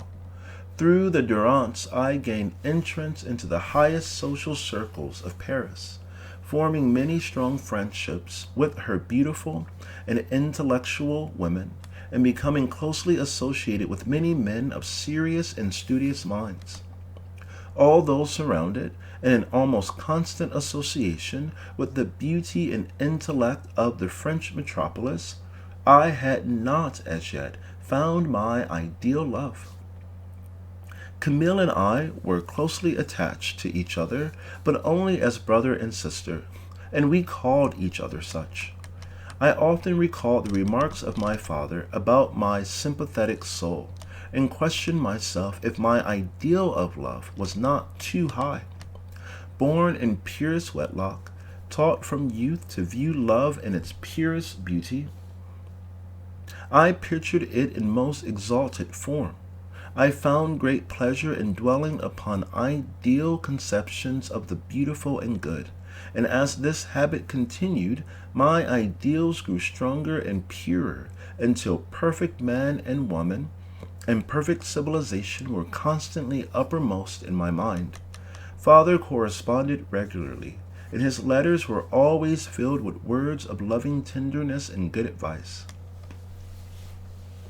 He urged me to prosecute my search for knowledge and learn patience so as not to be discouraged by the apparent slow manner in which true knowledge comes. For, he wrote, knowledge is a growth and not an external acquisition, and all enduring growths are slow. As your faculties unfold and your organism becomes perfected, true knowledge, whichever dwells within, will find the instruments necessary for its manifestation and come forth. Garcia, without a word of explanation, had altogether disappeared. Entrusting Mr. Durant to attend to my application for membership into the secret schools, I settled down to business and concentrated all my energies upon my studies. And this without divorcing myself from social life, for the keynote of my father's teachings was concentration. I had so cultivated this power that while in my study I was all student, elsewhere I was in harmony with my surroundings. Father's letters contained not a word concerning mother and sister, and notwithstanding his peculiar remarks to the contrary, I had concluded they had perished in that fateful storm. This conclusion soon received a startling contradiction. It was on the night of the 5th of September, 1 year after my arrival at the Durand mansion, and Camille and I occupied a box at the Grand Opera House, where Mademoiselle Vivani, the world-renowned prima donna, was to appear that evening. The house was filled to its utmost capacity in expectation of the great event, and the elite of the city were out en masse. The hour had arrived for the performance to commence, and the audience was eager with expectation, when the manager appeared before the curtain, and with a low and courteous bow, addressed the questioning audience. "Ladies and gentlemen," he said, "it is with mingled feelings of sorrow and pleasure that I have to make an announcement. Mademoiselle Vivani has contracted a severe cold and will not be able to appear this evening." A shuffle of feet and murmur of disappointment ran through the audience when the speaker continued. "But I am pleased to announce that another will appear in her place, who, while not known upon the stage, has a right to be ranked with the highest who are, and who will surely meet and gratify your highest expectations. It is my pleasure, ladies and gentlemen, to present Madame Nina, the unknown Queen of Song." As he spoke, a beautiful and stately woman, dressed in a Grecian costume of purest white, appeared upon the stage. A thrill ran through my form. My limbs trembled with agitation. A suppressed cry escaped my lips.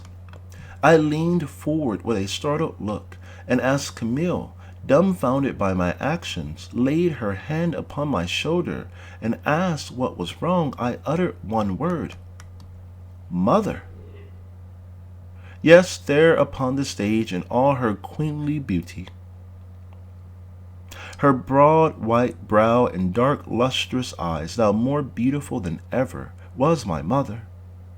Mother, or her living image. As though the intensity of my gaze attracted her, she turned, and her eyes met mine. A momentary pallor came over her face, and she gripped her hand. Then, as if by a supreme effort of will, turned her eyes to the audience. Now her voice rises in song. Yes, it is the same sweet voice I had listened to so often, but if anything, more sweet than ever. With wondrous power, her voice rises and falls, in almost celestial harmony, as she sings that great love song, Utopian Lovers, each word carrying with it the power of a virgin heart. Under its soul-soothing power, I forgot my agitation, and entranced, was only aroused as the last words died away, followed by a deafening roar of applause. "Oh, Camille," I cried as she disappeared, "this is my long-lost mother, whom for years I have thought dead. I cannot be in error. I must see her." "Alfonso, what ails you? Your mother died 8 years ago. 'Tis only a resemblance. Don't be so agitated." Again she appeared, and, as though she knew me, her eyes met mine in kind and loving look. And was I deceived? I hear the words as though coming from within my own ears. "Be calm, my son. Be brave and do your duty. All is well." "Camille, did you hear that?" I asked. "No, hear what?" Then her voice again arose in the deep and soul-thrilling words of the virgin wedding. A death-like stillness seized the audience. An all-pervading calm seemed to hold each being. Never had Paris been so entranced before. For several moments after she had ceased, a hush pervaded all, as though too scared, too sacred for applause. And then a heavy breath, as from 1,000 souls at once, was followed by a deafening roar. Tears had come to many eyes, not the tears of pain, but tears of suppressed emotion. Souls that had never before given thought to beauty and love were thrilled by the all-pervading love stirred by the heavenly voice and soul. It was the last appearance. Camille, I said, it is my mother. I must speak to her. I must see her. Let us to the stage entrance. I don't know what is the matter with you, she replied, but lead the way. Where you go, I follow. Quickly we hurried to the stage entrance, most convenient, and pushing open the door, entered but to be confronted by a tall cloaked figure. Albertus, I exclaimed, for I could never forget his face. Alfonso Colono, replied the adept, away and do your duty. When that is done, then you can meet your mother. All is well, away. And then she is my mother. She is or was. Now she awaits you in the brotherhood where alone you ever. Now she awaits you in the brotherhood where alone will you ever meet her. Away. And as I could not disobey, I turned away, and hurrying with Camille to a cab, returned home, all agitation and excitement.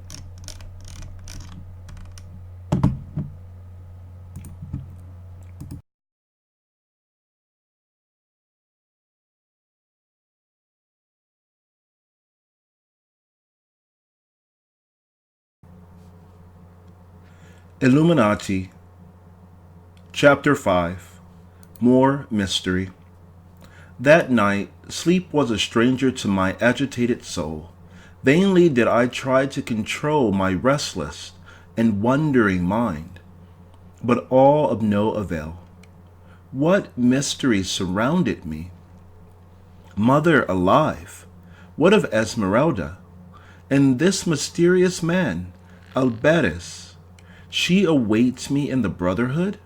What did it all mean? 12 chimes told the beginning of another day. 1, 2, 3, and still I rolled and tossed, my mind wild, beyond control. 4. At last I sank into a troubled sleep, and, as though to add still greater mystery to that already around me, I dreamed, as 8 years before I had of monastery court among mountains wild. But this time it was my father who was led by monks in robes of indigo before the radiant one. And, as before, a fog came over the scene and left the end unknown, and I was lost in sleep. I awoke somewhat refreshed, but filled with a restless agitation. I was all on fire with an inward energy. She awaits me in the brotherhood. Then will I meet her, I said, with a determination that brought my teeth together. What is the meaning of this dream? Has this mysterious adept anything to do with it? He was present when I had the other. Thus I continued to soliloquize. For 1 year I had patiently waited in silence without hearing a word from my application. Mr. Durant vouchsafed no information, and in answer to my questions replied aphoristically, "Everything comes to those who wait." But I had waited long enough, and having now received first-grade certificates in law and medicine, I would know the reason if I waited any longer. As I paced up and down my room, I only grew more restless. Something seemed to say, "You are right, you are right, go on, go on." Filled with these thoughts, I went down to breakfast, fully determined to have an interview with Mr. Durant immediately it was over. By a kind of tacit consent, they said nothing of the events of the night before. Camille complimenting me on my excellent graduation grades. After breakfast, and before I could ask for an interview, Mr. Durant said he wished to see me in his study. Having reached his study and entered, he closed the door with his usual caution and motioned me to a seat opposite him at the center table. Then, without a word, he handed me 2 letters, all the time scrutinizing my features. The letters were postmarked City of Mexico, and one was in the handwriting of my father, while the other I did not recognize. As it was unusual for me to receive strange letters from Mexico, I opened it first.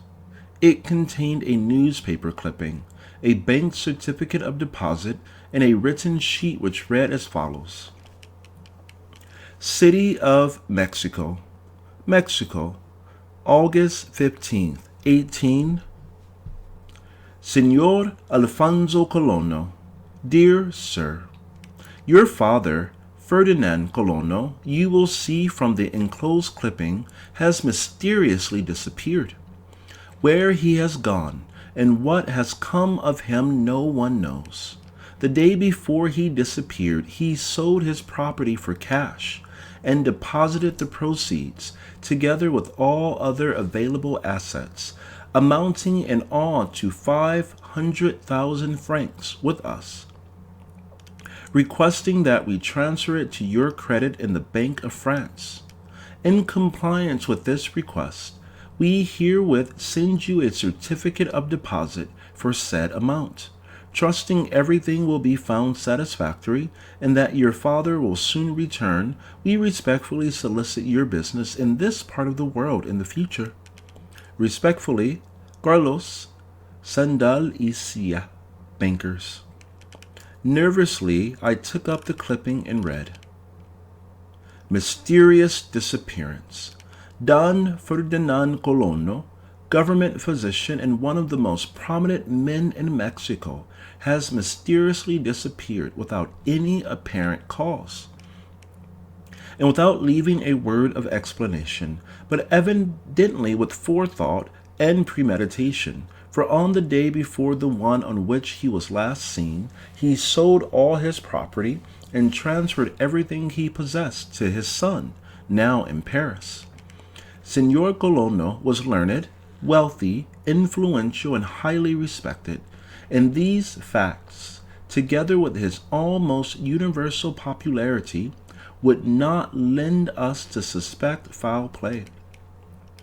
So far as can be ascertained, he was last seen near the Hotel Iturbide in company with a tall, cloaked stranger. It is said by those who appear to know that Señor Colono was a member of some mysterious occult or Masonic brotherhood, and that his disappearance is in some way connected with this organization, but nothing can be learned concerning it. Ever since the departure of his son, over a year ago, Señor Colono has been frequently seen with a cloaked stranger, but who this man is, no one knows. Any information concerning Señor Colono will be thankfully received by his many friends in this city. We hope his absence is only temporary, and that he will soon return. The mystery deepens, I muttered between my set teeth, as by a mighty effort I restrained my feelings. I handed the clipping and letter across the table to Mr. Durant, and as he took them, opened the letter from my father. It read as follows: My dear son and brother, Alfonso, I have at last, after years of waiting, been given an opportunity to pass on. 8 years ago your mother passed, but I, for certain weaknesses, failed. Now it is my privilege to join her in the higher ranks. We shall never meet in this world again, unless it be in the brotherhood, which, in the degrees where I go, is not of this world. When you receive this, I will be with your mother, and far away. I jumped up. I could not contain myself any longer. What does it mean? I cried. Join my mother, whom I saw here last night in Paris and yet far away? I do not understand it, I exclaimed, pressing my brow in excitement. Read on, said Mr. Durant coolly. Distance is not a thing of miles. The prisoner in his cell is far away from the flowers that fill the lawn around him.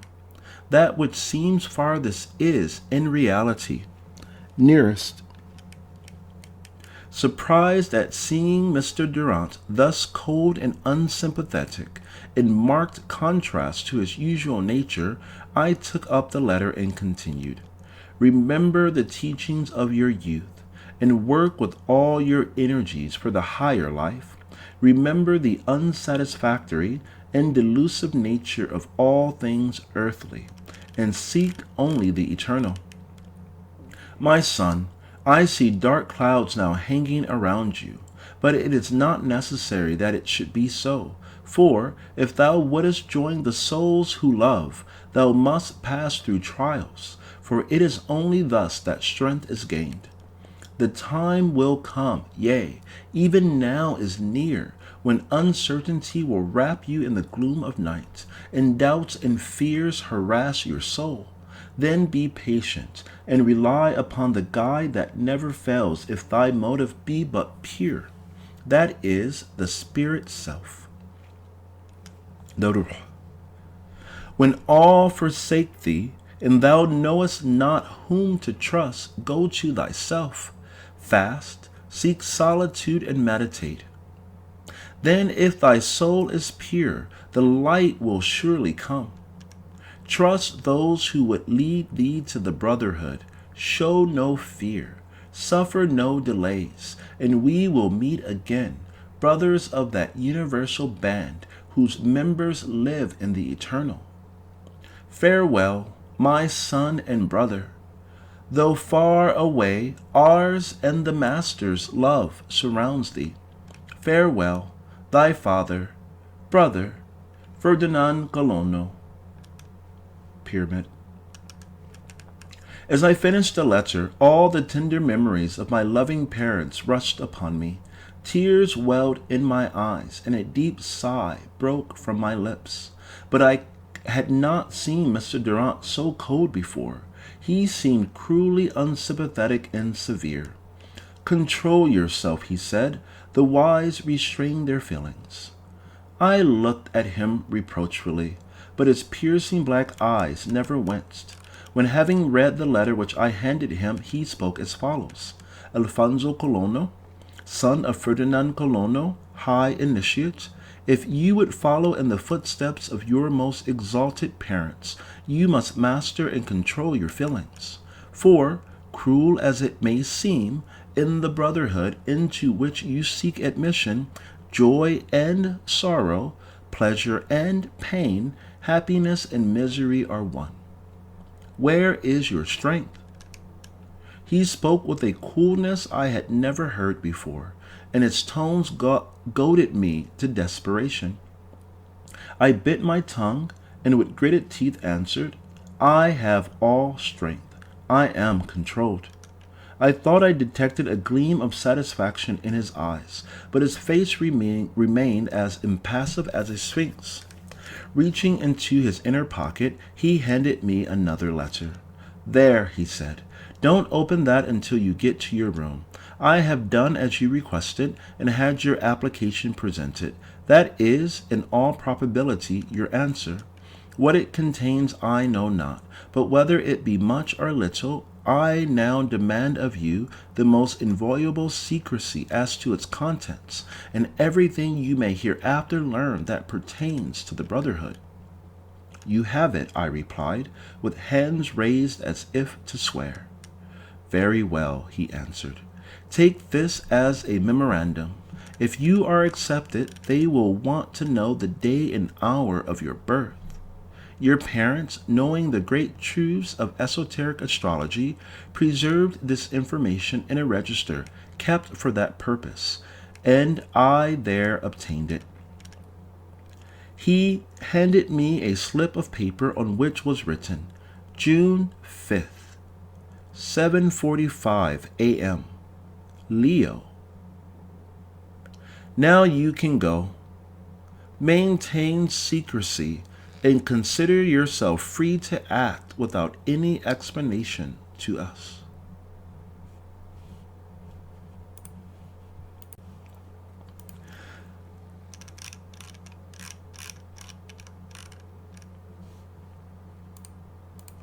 Chapter 6. The Woman in Black.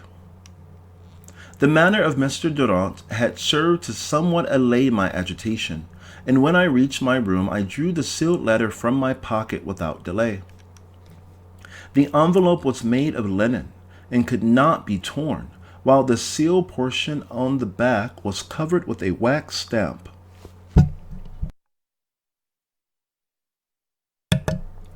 Bearing mystic characters, the interlaced triangles with an Egyptian towel in the center, and surrounded by a serpent with a Chaldean swastika at the meeting of a mouth and tail.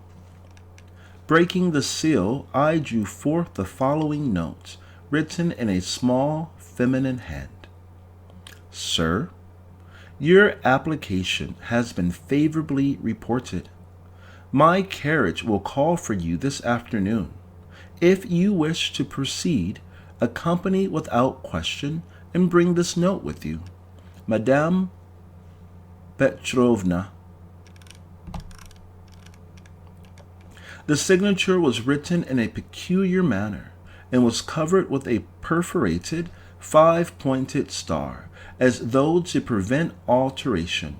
While the paper was so light and delicate, no erasures could possibly have been made. At last my opportunity has come, I muttered. There must be crises in men's lives. Here in the last 24 hours I have found my long-lost mother, lost my father, and received word from the mysterious brotherhood which seems destined to control my life.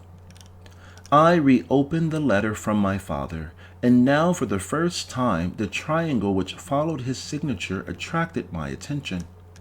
It was not like the other writing in color. It was not writing. I stepped to the window and rubbed my finger over it, looking at it closely. It looked like a kind of carbon substance built up or embossed upon the paper, yet it would not rub off. As I stood gazing and wondering if it could be a precipitated sign, to my utter astonishment, it commenced to fade away, until it entirely disappeared. My God!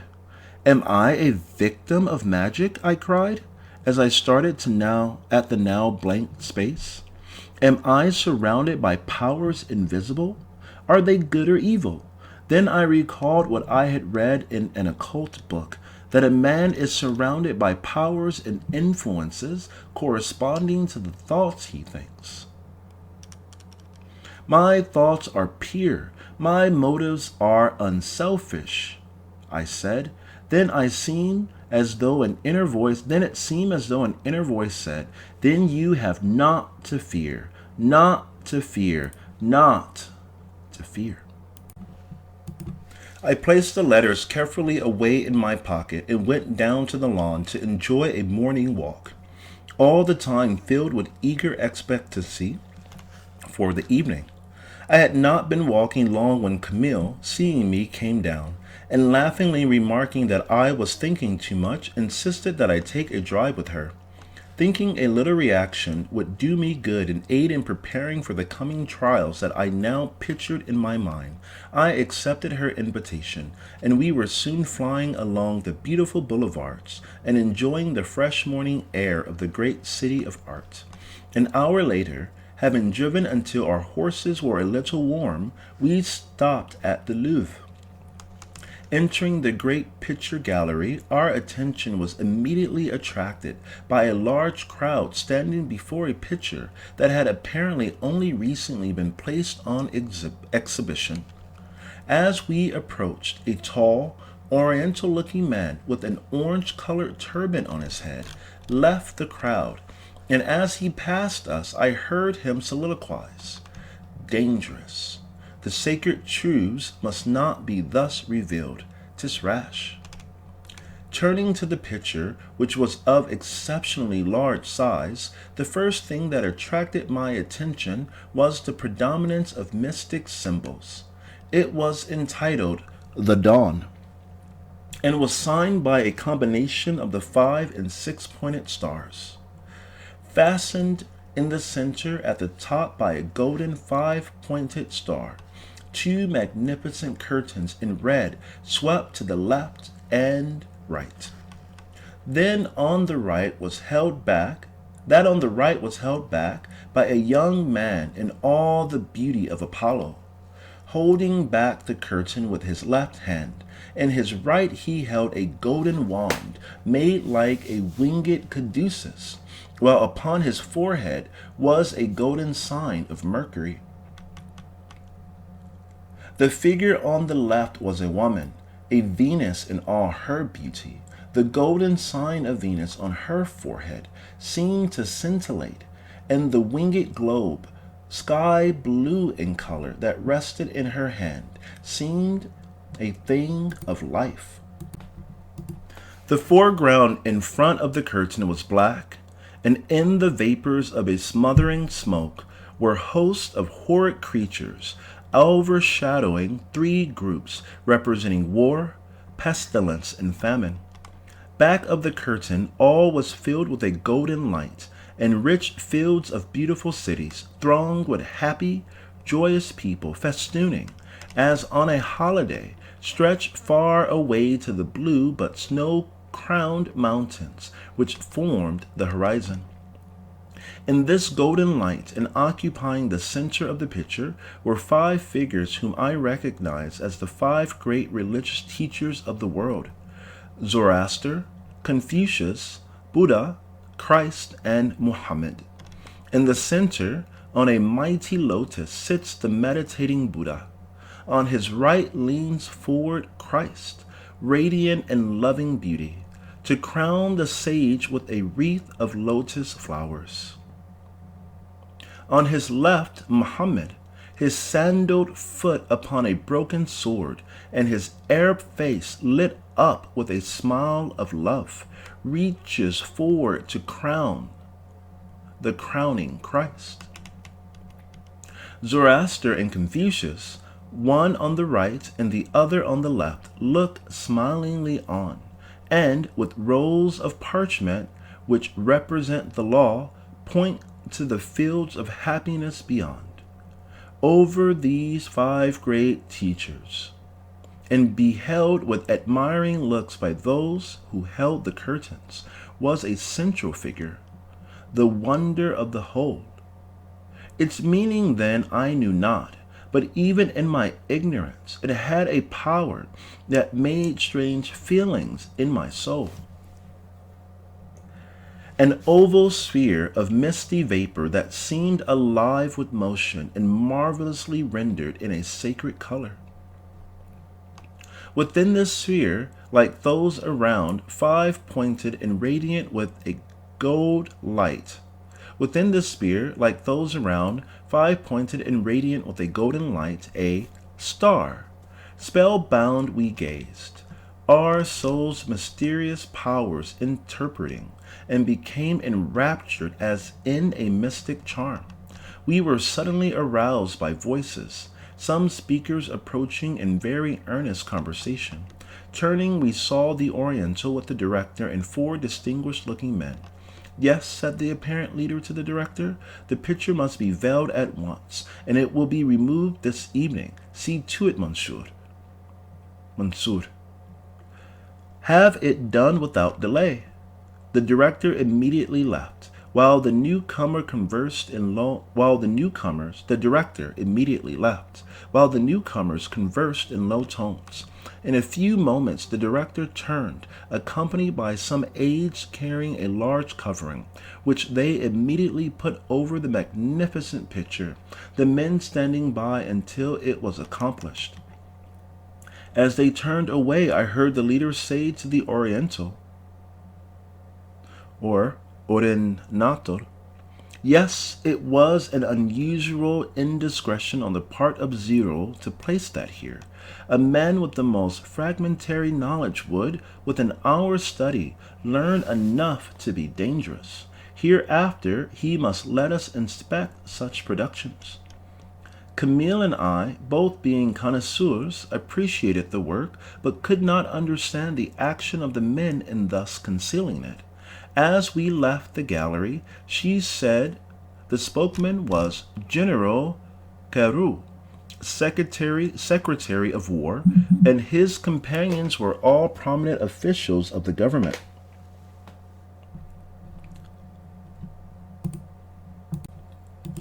Who the Oriental was, she did not know, but from his remarks, which I had heard when entering, I knew that he had influence and was the cause of having the picture veiled and ordered removed.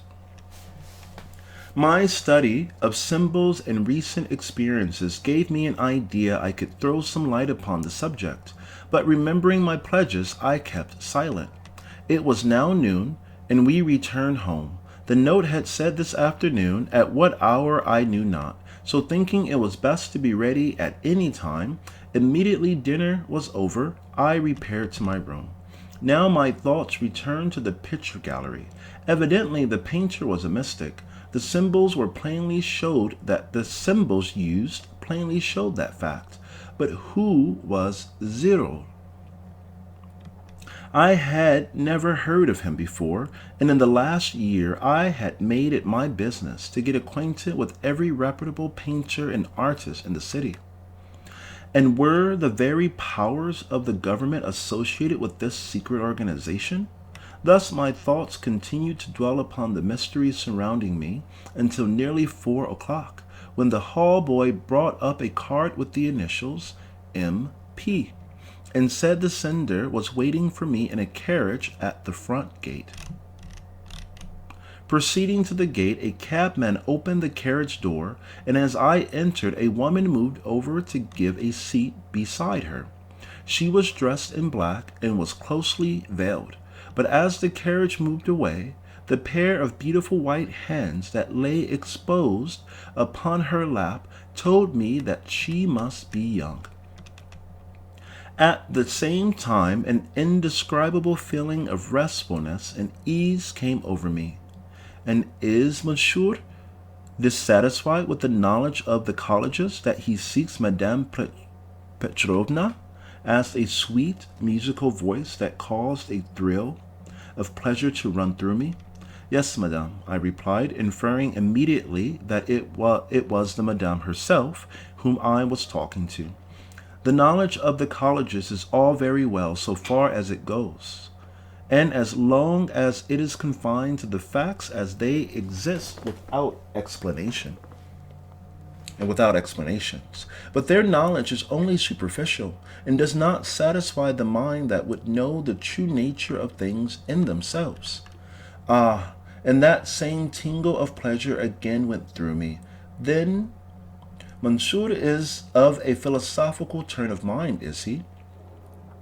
From my childhood, mademoiselle, said I, changing the form of my address in the hope of getting some clue of her identity. I have been taught in a philosophical manner, and therefore naturally look at everything in that light. It was very fortunate for you, monsieur, that you should have had such teachers. Very few have had that privilege nowadays.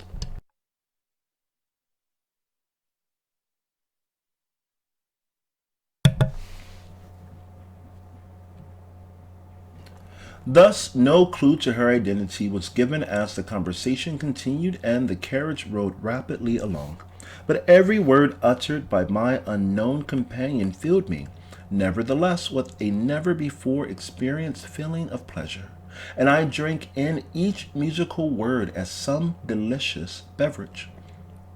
So absorbed was I with my companion that I took no notice of the route we were traveling. Once she was looking at the palm of her fair white hand, and I took advantage of the opportunity and asked, Does mademoiselle believe in palmistry? She closed her hand quickly and turned to me, replied, Is not the palm of the hand, if protected, one of the most sensitive parts of the body? And does not the scripture say that the hand is all covered over with light? Let me see Mansour's hand. I held open my hand, and she took it gently.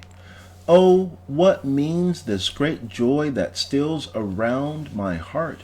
What pleasure in that touch? Did I mistake? Her veil was double, and I could not see her face, but I thought I saw a tremor shake her form, and there was a slight quiver in her voice as she said, Mansour has never loved. That is, she added quickly, not in this life. And does mademoiselle believe in past lives? I asked. Without answering, she continued, But the lines in Mount say, Mansour, that you will love deeply when you do love, and that you will meet her in your 22nd year, or very near that point. May I ask your age, Mansour?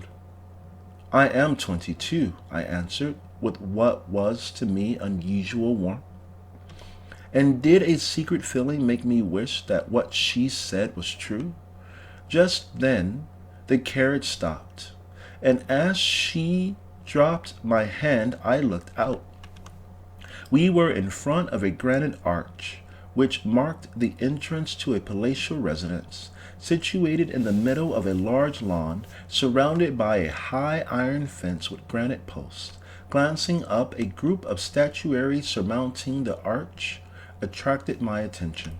A huge bronze tiger, the very picture of subjugated illumination, the very picture of subjugated humiliation, was held in chains by a winged cupid standing on a golden egg. Whoever these people are, I thought, they understand the secret of art. It is evident that group has a meaning and value which comes from other than a mere skill in execution.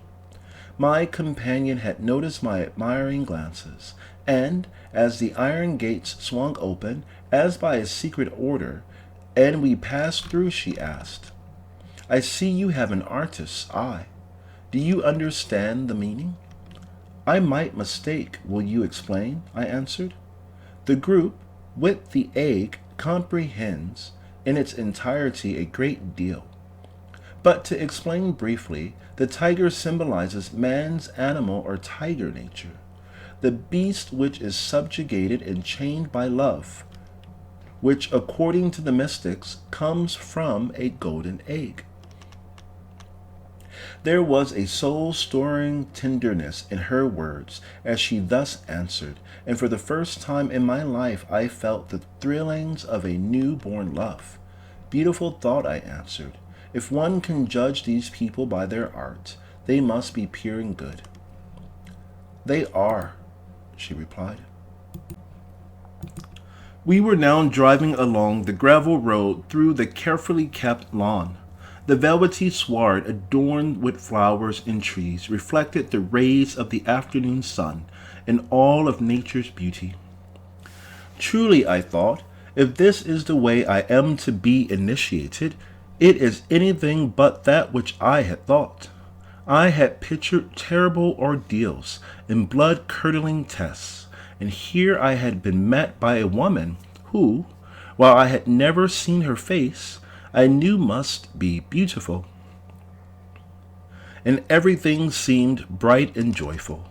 Then I thought perhaps this is the calm before the storm. And so thinking, I braced myself to meet it. My companion had become silent as we approached the mansion, a model of classical architecture and built of polished marble. Arriving at the steps that extended up to the Corinthian portico, and which had two magnificent groups of statuary at the ends, the cabman opened the door, and I courteously assisted my companion to alight. Leading the way, she entered a hall which was a masterpiece of art. The walls were hung with the most magnificent paintings, and the Corinthian pilasters along the side were polished like mirrors. Without saying a word, she conducted me to a large parlor to the right. Then, saying she would return in a few minutes, left me. I had hardly time to take in my surroundings when she returned and motioned me to follow her.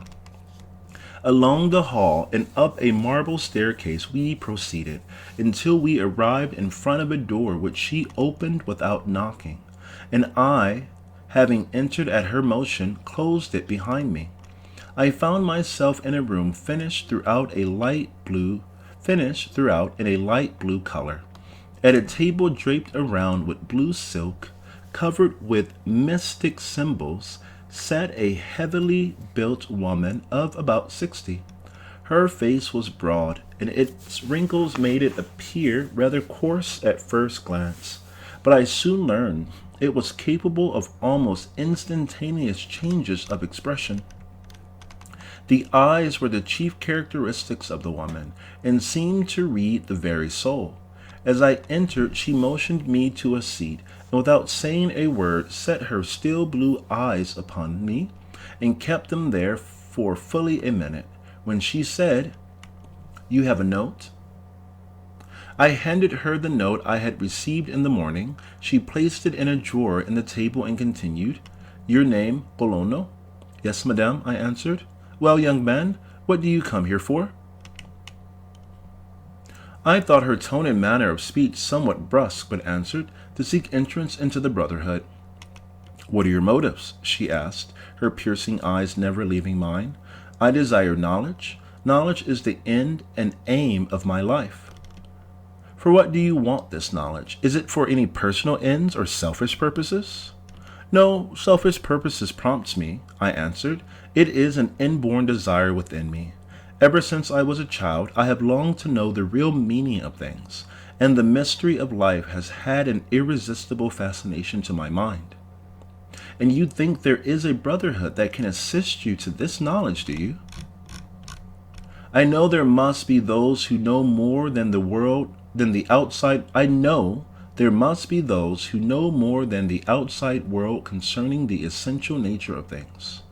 "Where did you get this knowledge?" she asked abruptly. "My parents have always taught me so," I answered. "Oh, and is that all the foundation you have for your affirmation?" "My parents, being members of this brotherhood, would know, and they would not deceive me. Furthermore, I have an inner consciousness which tells me this brotherhood exists, and that among its members are exalted men and women who possess wondrous knowledge, powers, and godlike wisdom." "Ah, you believe in an inner consciousness then, do you?" A momentary softness came over her face, and I thought I detected more of the woman in her tone. "I believe man is a temple of the divinity, and that within him are divine powers and possibilities," I answered. "Man is not only a temple of the divinity, man is the divinity. Perfect man is God," she replied with a vehemence that forbade contradiction. Then, suddenly changing the subject, she asked, "What do you think of the present social condition of the world?"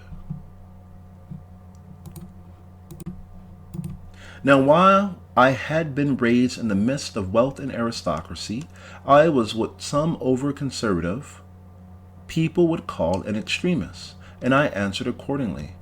"I believe it is abnormal, monstrous, and contrary to the divine intention. A social state where altruism and industry are made the victims of greed and sloth cannot long mock eternal justice, and its end draws near."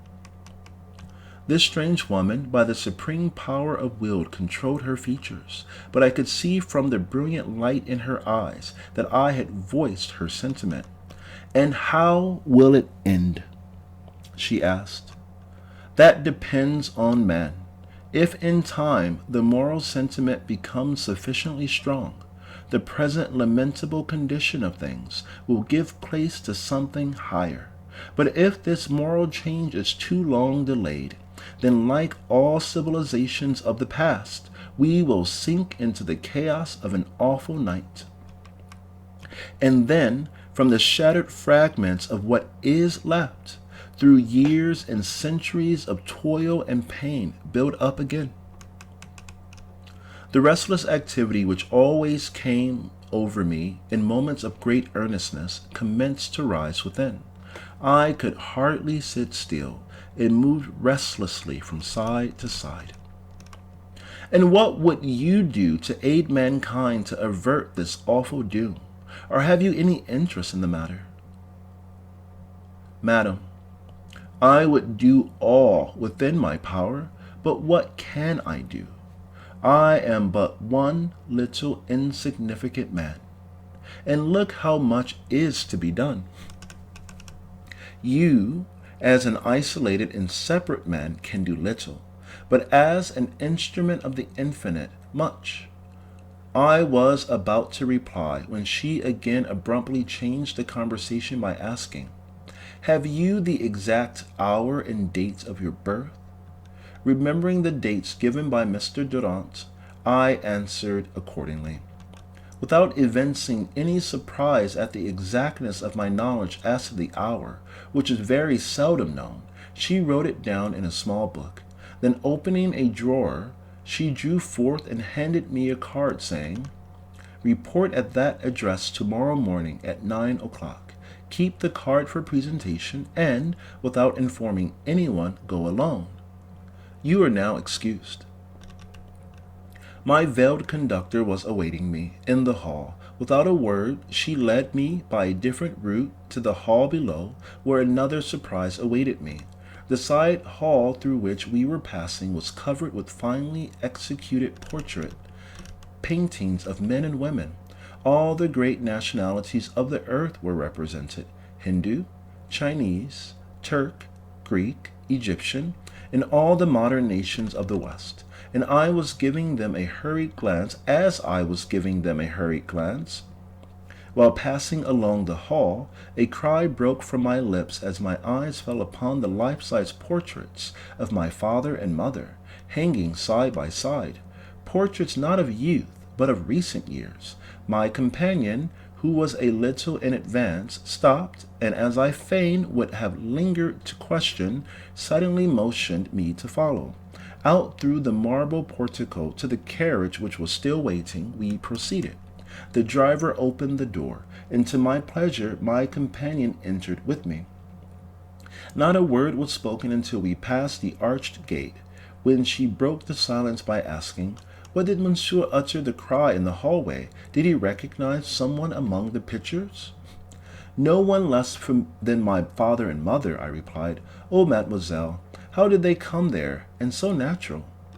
"All high-degree members of the Brotherhood are there," she answered. "Would you like to have your picture there?" "It will be, if it is in the power of man to put it there." "Monsieur knows not the meaning of his words," answered that same sweet voice, every word of which thrilled me no less than it did on the previous drive. "My parents did it, and so can I. All men can attain to the same great end if they but will. They trust me to do it, and I will. But is mademoiselle's picture there?" "Ah, how could a poor weak woman like me become so great? Do you know, monsieur, that none can have their picture there who harbor thoughts of love? Then how can woman, who is born to love, ever reach that end?" My heart was now throbbing in my throat. It seemed to me her words had a secret meaning, and it was all I could do to regulate my breath as I answered, "But my mother loved, and she is there." Then she had to sacrifice that love. Now did the words of my parents once more steal across my memory. Again did I recall the sad parting of my mother on the fated steamer. Then all the mysteries of the last few days crowded on my mind, and I was once more about to lose my self-control, when my companion, seeming to divine my thoughts, said, "There are 3 great steps in man's progress to perfection, and these are all included under the one word, self-control. Separately, they are control of body, control of mind, control of heart. Great is he who controls the body, but still greater who controls the mind. But greatest of all, he who controls the heart. Most truly I thought, as each word set mine on fire. Oh, how I did long to see the face behind that cruel veil of black. Now I thought of my father's words about my sympathetic soul. Surely this is mine, I thought. I will ask her of the doctrine. Mademoiselle, talking of love, do you believe in sympathetic souls? She turned half around, and I surely saw her hand tremble, and heard her voice quiver as she answered, Yes, I do. I, too, was trembling now, but steadying my voice, I asked, What is the teaching, mademoiselle? Does it mean that all souls have their mates and no others? No, that may be the popular idea of the doctrine, but it is erroneous. The true teaching is that there are souls, not all, who have become inseparably conjoined because of a harmonious union in lives gone by. These cases are rare, but they do exist. I was about to question further when the carriage came to a stop in front of the Durant mansion. Are we here already? My, how short the drive, I remarked as the driver opened the door. Did she see my lingering action and the wistful look in my eyes? I knew not, but she at least extended her fair white hand to say goodbye. I could not control the impulse, and raised it gently to my lips. Oh, what magnetic tie was in that kiss! Goodbye, she said, as she closed the door, and I half mechanically turned toward the mansion. She is gone, said I. Then the full truth came upon me, and I muttered, I'm in love. In love, and with a woman I do not know and whose face I have not even seen. Not even her name do I know. Married or single, old or young, my God, what insanity is this? But she must be young. Her hen said so. But then old people sometime have young hens. And that voice in mind, well, Colono, you are a freak. You went to get crucified and fell in love. Thus pondering, I entered the house just in time for the evening lunch. Camille and the Durants were again of old and asked no questions to embarrass. After a light supper and a pleasant chat at the table, I took a stroll with Camille. Now here was a girl who was finely educated, beautiful and accomplished, with whom I had been for a year, and with whose parents I was on the most intimate terms, yet there was nothing like a feeling of love, or at least nothing like the feeling I had experienced when with the unknown stranger. Was I one of those rare souls she referred to? Was she my sympathetic mate? What a mystery is life! How many puzzles it contains! Whatever of truth there might be in the idea, the thought gave me pleasure, and I found myself constantly recurring to it.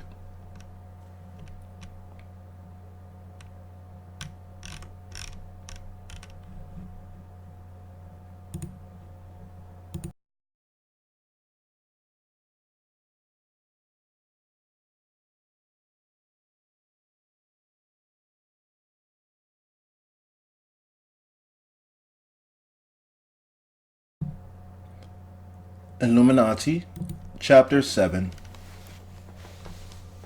Member of the Fifth Degree. The card I had received from the madam read Mr. Raymond, Rue Notre Dame des Champs, and then several lines of writing in what I took to be Sanskrit. While not a Sanskrit scholar, I knew the alphabet in simple word combinations, but this writing I was unable to decipher. Repairing promptly on time to the address given, I was met at the door of an unpretentious residence by a small, nervous-looking man with a black pointed beard and well-waxed mustache. Upon presenting the card, he looked at me keenly for a moment, and then invited me in and motioned to a seat. "What is your name, please?" he asked quite pleasantly. Alfonso Colono, I replied. Well, Monsieur Colono, you have been sent here for me to find out how much you know. Do you wish to proceed with the examination at once, or do you desire time for preparation?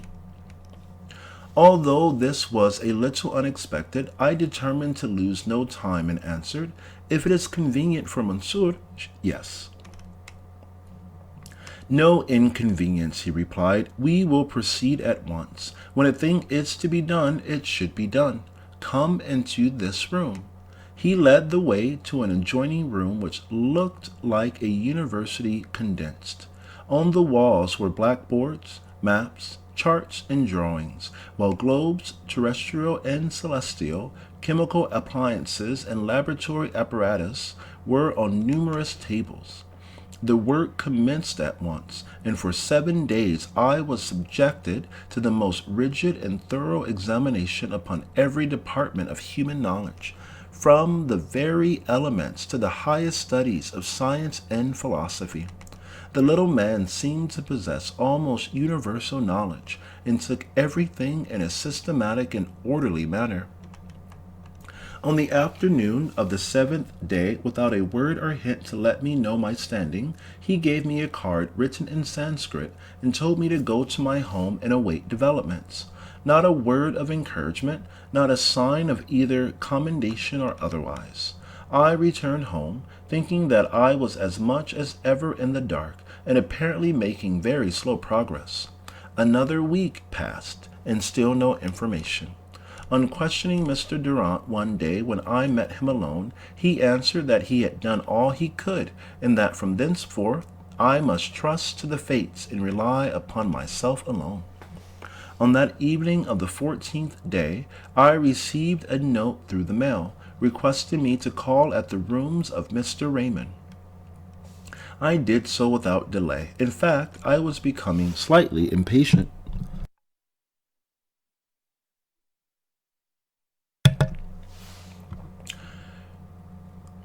Mr. Raymond met me at the door and ushered me in and along the hall to a rear room, where upon entering I found myself in the presence of 4 other men who were seated at a center table.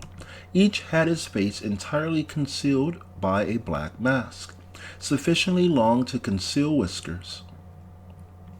At a sign from Mr. Raymond, I took a seat behind him near the end, when one of the men handed me a paper across the table, at the same time all keeping their eyes fixed intently upon me. Opening the paper, I found it to be a pledge with blank spaces for signatures.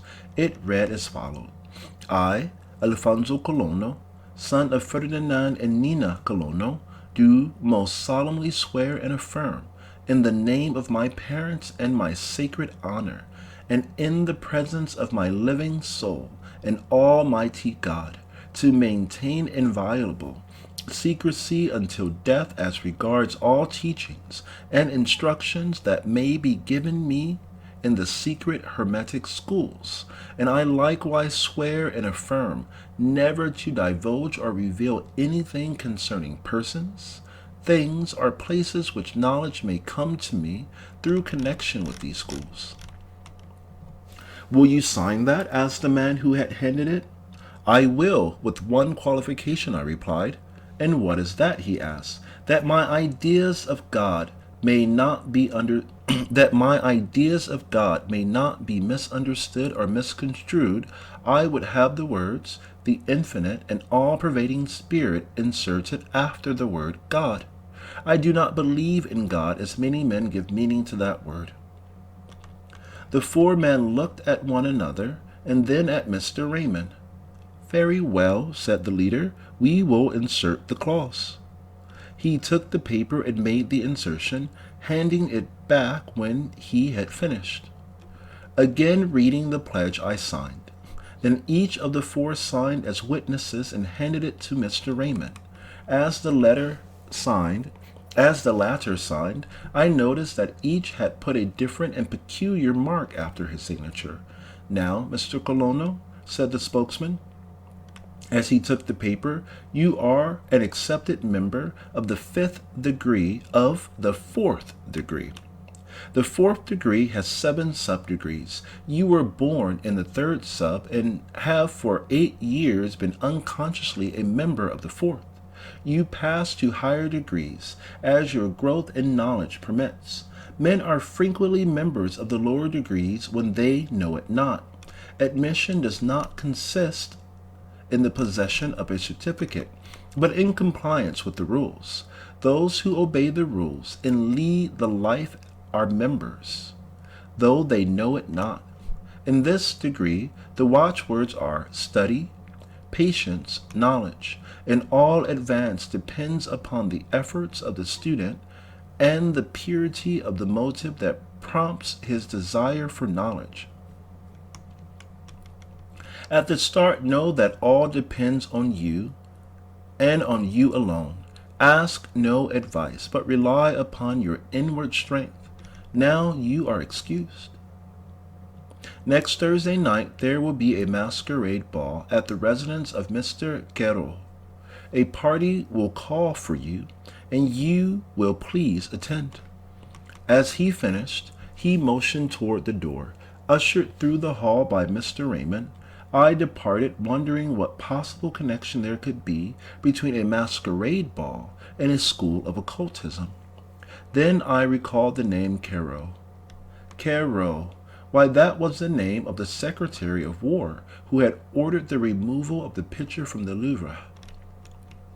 I had not learned much that was definite in its nature, but the isolated incidents were becoming more connected. A party will call for me. I hope it will be my unknown friend, I muttered. But will she be masked? And will I never see her face? Thus thinking and soliloquizing, I returned home and applied myself with still greater diligence to my studies. Thursday evening came, and I had robed myself as a monk and was awaiting my expected caller. It was something after 7 o'clock when a cab drove up to the front gate, and to my disappointment a man got out, and, proceeding to the entrance, rang the bell and sent me his card. Joseph Henry. I read, awaits you at the carriage. The sender has returned to the cab, and, adjusting my garments, I soon joined him. Where the Quero mansion was I had not as yet learned, but the carriage started directly toward the center of the city. Have you the card given you by Mr. Raymond? Asked my companion in pure English. I have, I answered. Then it will not be necessary for me to accompany you, and as I have some other important business to attend to, I will give you my carriage and leave you to proceed alone. Before I could answer, he continued, when you arrive at the ballroom entrance, present your card, and when admitted, answer all questions that may be asked, and obey all commands that may be given. I shall do as you have instructed, I answered, at the same time thinking this was a strange proceeding for obtaining entrance into a ballroom. As the stranger vouchsafed no further remarks, we drove on in silence until we reached the Madeleine, when he got out of the carriage, which immediately turned about and proceeded rapidly away. Along the brilliantly lighted thoroughfares, the sidewalks of which were thronged with crowds of gay and careless people, the driver hurried until we came to a boulevard less brilliantly lighted.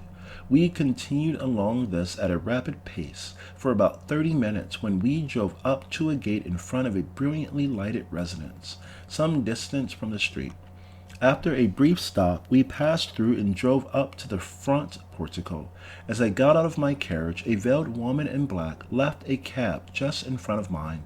Seeing me, she turned as though to speak, when a tall cloaked figure passed between us, and I heard words, 4 plus 3. The woman immediately turned and hastened up the steps, while the man disappeared around a pedestal. The same happy sensation which I had experienced when in the company with the unknown woman in black some weeks before again ran through me, and I felt certain that this was the same party. I hurried up the steps and entered a crowded hall, just in time to see her disappear through a side door. There was evidently some delay in obtaining entrance into the ballroom, as the hall was full of masked people. Pushing forward to the entrance, I found that only one was admitted at a time, and the door was closed for several minutes after each entry. Somewhat mystified at these proceedings, I took my turn and presented my ticket.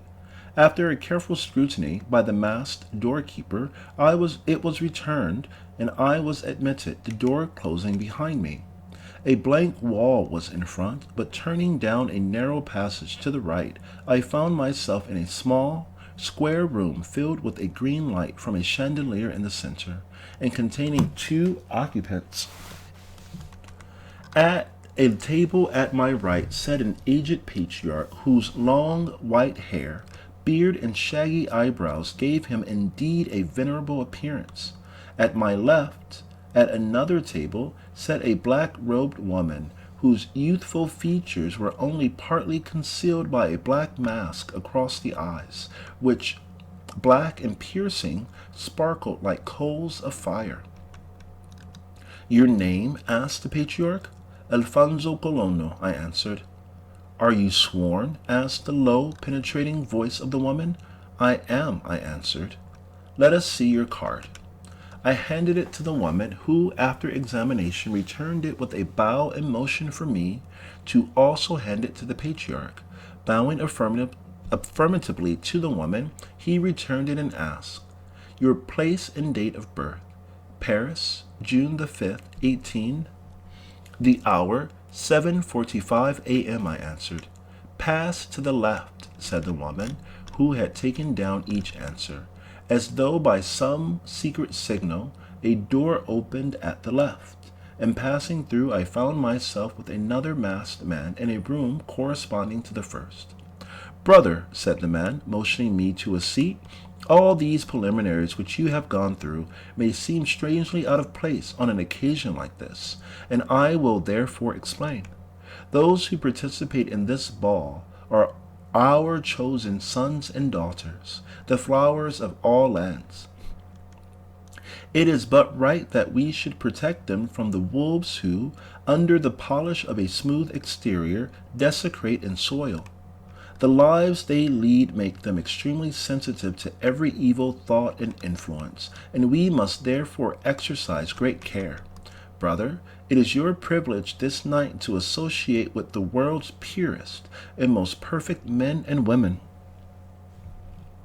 Higher indeed there are, but they are not of this world. We hope and believe you are worthy of this privilege. Your presence here constitutes your introduction to all. Formalities and conventionalities so necessary among the shams and deceptions of the outside world are here unknown. All our brothers and sisters. Enter. Enjoy life in its highest aspect, where heart and mind unite in harmony with the body's rhythmic motion, and purest love is queen. He opened a door. I found myself in a brilliantly lighted ballroom. The sweet strains of a waltz filled the room, and rich, sweet perfumes were fragrant in the air. For a moment I stood at the door, surveying the hall, in the hope of seeing her who wore the black dress, but she was nowhere to be seen. Does the Father grant to women equal rights with man?" said a low feminine voice at my side. Turning, I found a pretty peasant girl beside me. Wondering what could be the purport of such a question at such a time, I answered as I thought. Sex should be no bar to rights. Hearts and brains should determine these. In things of heart, the woman should have every right and be supreme. In things of head, the man. Ah, then the Father does not think that woman is equal to man when it comes to mind. Not as a rule. Exceptions there most truly are, but exceptions only. Well, Father cannot consider the dance a thing of mind, so I ask him to join me in the waltz. The incidents of the last few days had not been of a nature to stimulate the frivolous in me.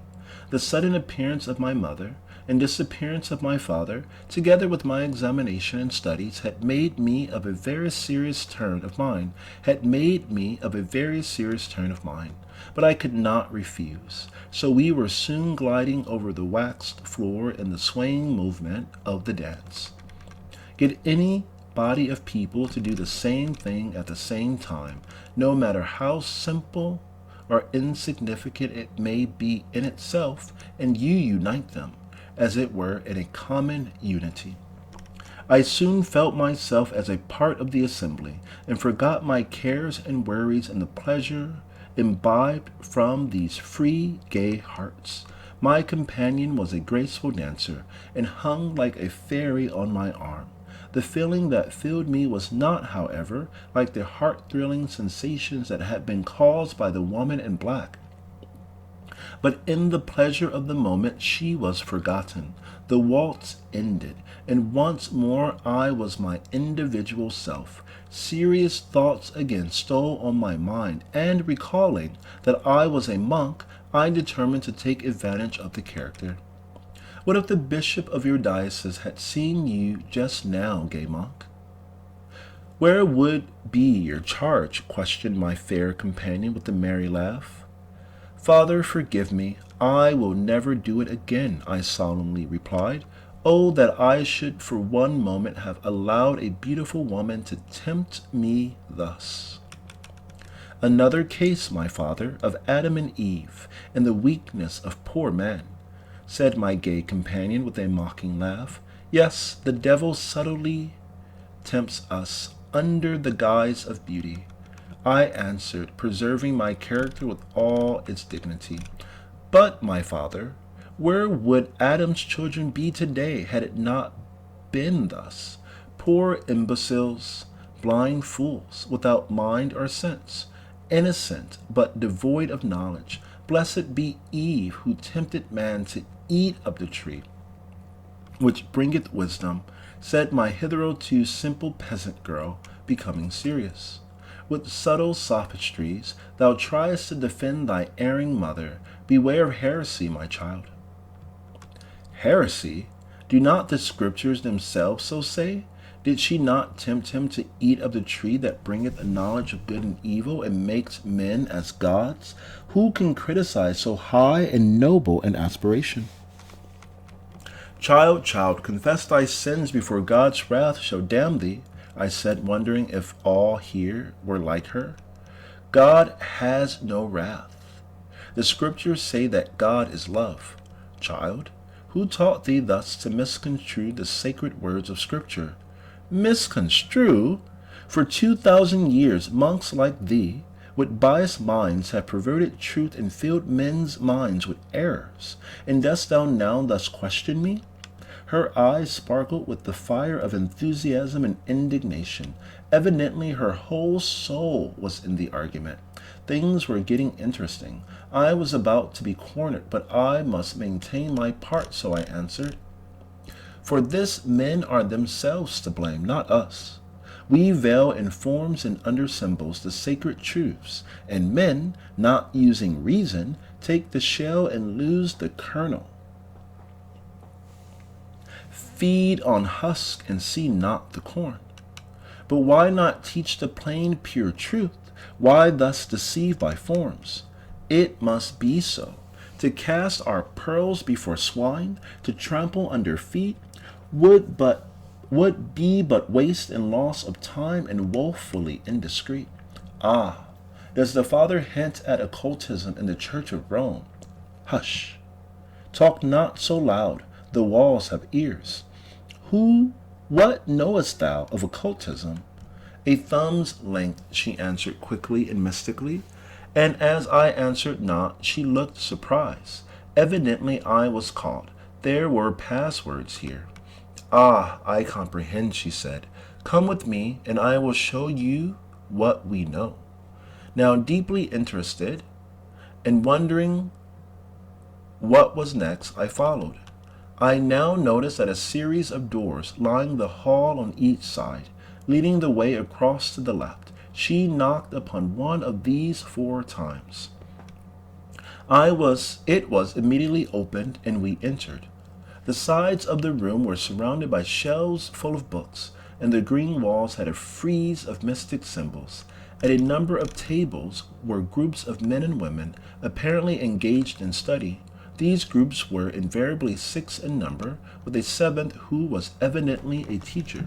In the center of the room, at a table which almost surrounded him, sat a middle-aged man whose features were only partly concealed by a black mask across his eyes. Approaching this man, my companion said, "A new student." Turning to me, the man said, "Let me see your card, please." After inspecting the card, he returned it, and addressing my conductor, said, "The groups are completed tonight, but if mademoiselle will leave him in my charge, I will attend to his instruction." My companion bowed and was about to retire when I asked if it would be out of order for me to see her after the ball. "I will await the father at the entrance," she smilingly replied, and departed. "Monsieur," said the man, motioning me to draw up a seat near him at the table, "your card from Mr. Raymond, E.E., Esoteric Examiner, said you have passed a very credible examination and are competent to receive further and more difficult instruction. From now on, your study will be that great but wonderfully neglected mystery, man, including all that pertains to man, socially and individually, but first of all, man as a being. Now, to come closer to the point, you yourself are a man, and therefore your study is yourself. Your presence here implies that you are comparatively free from bias, and ready and willing to look into your own nature, good and bad, squarely in the face. Is this correct?" "It is," I answered, thinking I was on the right track at last. "Very well. Then know that every man is dual in his nature, male and female in one, as says the much misunderstood book of Genesis when read between the lines. That is, the male and female elements make up your constitution. Now you are a man, the male element predominating. The female element is in you, but subservient.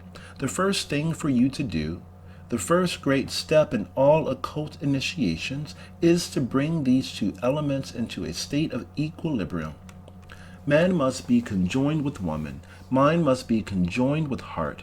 Mind, unchecked by heart or the intentions that come therefrom, but leads to blind materialism in cold, dead forms, the riddle of the universe it cannot solve. Heart, divorced from mind, leads but to blind fanatic faith, where reason is unknown and fancy runs the imagination wild. To reach supreme enlightenment, reason and conscience must go hand in hand, indissolubly united. Now, the method we pursue to bring this end so much desired is very simple, but its simplicity may lead astray. Do not mistake. Mark well my words. To every male we join a female in the lawful bonds of love. You, through her, unfold your female nature. She, through you, her male. And thus is brought that equilibrium so indispensable to light. This is the meaning of this ball. Unlike the monks of old, we cultivate that flame called love, but only in its purest form. Bear this in mind, and know that your growth depends upon your union with a female soul. Among our sisters you will find those who are worthy of your highest love. If one you find whose soul is sympathetic with yours, choose her to be your mate, but do not choose unless your heart so bids, and ever let your thoughts be pure. I thought of the doctrine of sympathetic souls in my parents' early teachings, and here it was that my father met my mother. Was I here also to meet my fate? My thoughts drifted to the woman in black, and I was anxious to meet her again, and know more of her. Now, continued my teacher, we will consider the signs, veiled words and allegories of the mystics, in particular those of Hermes Trismegistus, Paracelsus, Jacob Boehme, Eliphas Levi, and the much misrepresented and little understood, and the much misrepresented and little understood Madame Blavatsky. You are supposed to be somewhat familiar with the published works of these teachers, but only the few find the hidden teachings in their books. Now followed 2 hours of instruction upon the doctrines of these teachers, And, for the first time, the veil commenced to pull aside. The works of these great mystics had been in my father's library, and we had often studied them together. But while father had often hinted at the esoteric meaning of many parts of these books, he had never divulged it, saying I must learn it in the regular way. Now it appeared the opportunity had come. All this time, each group had carried on its studies in low, subdued tones, and my instructor spoke in like manner. Suddenly, a single chord of music vibrated through the room, and all study ceased. The time has come for unmasking. And after the converse, said my teacher, we meet every week, but in order to avoid undesired attention, alternately at the home of another member. In the meantime, prosecute your studies. Obtain the works of these writers at Mr. Khalil's, being careful to get only those which have a peculiar mark on the page, on the X page, and then dwell long and earnestly upon the italics. We were now in the hall which, mass being removed, were thronged with beautiful, refined, and intelligent-looking women, and handsome and serious-looking men. No introductions were necessary, as the man at the entrance had said, your presence being sufficient. I now found myself in society as it should be, where men and women were true brothers and sisters, and mind and heart dwelt upon the loftiest aspirations and the most profound questions. And what was my surprise and pleasure? Here was Camille and many of my social friends. They all crowded around, congratulating me upon my advance. You now see, said Camille, smiling, that a woman can keep a secret if she chooses, but from now on we can talk a little more freely. But where are Monsieur and Madame Durand? I asked. They are not members of this section. They belong to a still higher degree, I believe, she answered. A curly-headed Frenchman now claimed her attention, and I turned to seek my peasant sister. As I was vainly searching to find her, the veiled woman in black came out of a side door just as I was passing. That same thrill of pleasure ran through my frame, the same panting breath. Now is my time, I thought. I must speak to her. Mademoiselle, I said, we meet again. She turned, but even under her veil, her face was masked. Have we ever met before? She asked in English. The voice was not the same. Perhaps this was because of language. Before she had spoken in French, in which language I had addressed her, and which she therefore understood. Does not Mademoiselle remember the carriage drive? I asked, still persisting in using French. What carriage drive? She replied, equally persistent in English. I recalled my pledge of secrecy, and was hesitating whether or not I could speak more fully, when we reached another door, and with a low bow that meant dismissal, she left me. What meant this cold reception? Her actions were unlike the others. She did not even deign to speak as friend. Could my heart have made mistake? No, it must be her. I felt her absence. Now I noticed that a number of people were still masked. In the hope of extending my acquaintance, I was about to address one of them, when I was surrounded by a group and carried into a discussion on medicine. Another hour passed in most interesting conversation, when a small white hand was placed upon my shoulder, and looking up, I saw my peasant sister, but she was still masked. I am about to leave, my reverend father, she said with a mocking smile, and would bid you good night. May I not act as escort? I asked, rising and accompanying her toward the door. With pleasure, if you so desire, she answered, and together we passed the entrance. The two inner guards were gone, but the doorkeeper was still on duty. If you go with me, you must grant one request, said my companion, as we descended the steps. It is already granted. What is it? I replied. That I see you home in my carriage, she answered to my surprise. Why, this is not leap year, I ventured half protestingly. Never mind, no jokes, my request is granted. Very well, if you insist, I answered, as we entered her carriage and were quickly driven toward my home. As we drove up in front of the Durand mansion, a most interesting conversation ceased, and as the carriage stopped, I got out and thanked her for her kindness in taking me to my teacher and thus escorting me home. In reply, she said, "Had you persisted in the dance, sober monk, you would not have had the opportunity again for a long time. You stood your first and unsuspected test well, and chose the serious and not the frivolous. I congratulate." "Well, dear sister, I thank you and bid you good night, hoping soon to meet you again when I may see your face. Why do you and the other few thus hide your faces with masks? There are those who deem it best to hide their identity even from their brothers. As you advance, you will no doubt know the reason why. Goodbye." I thought I detected a change in her voice, and, strange to say, that never to be forgotten thrill ran through my frame, and a joyous pleasure filled my heart. But she was gone. What did it mean? Was my dream of sympathetic souls not but a dream? Did I have two loves? Thus pondering, I sought my room.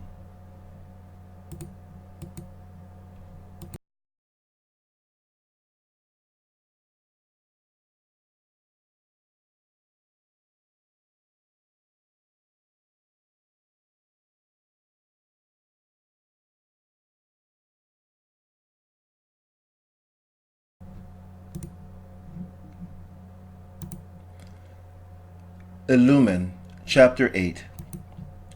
Ole. 1 year passed by.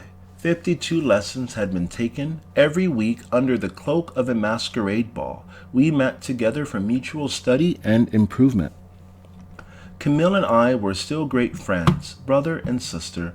Likewise, a strong attachment had grown up between me and my peasant sister, who, while often dressed in different costumes, always kept her face concealed. In vain were my solicitations. She checked them in no uncertain tones. "Camille, who is she?" I asked one day. "Know the rule," answered. "Know the rule," she answered. "Those who keep masks must be unknown."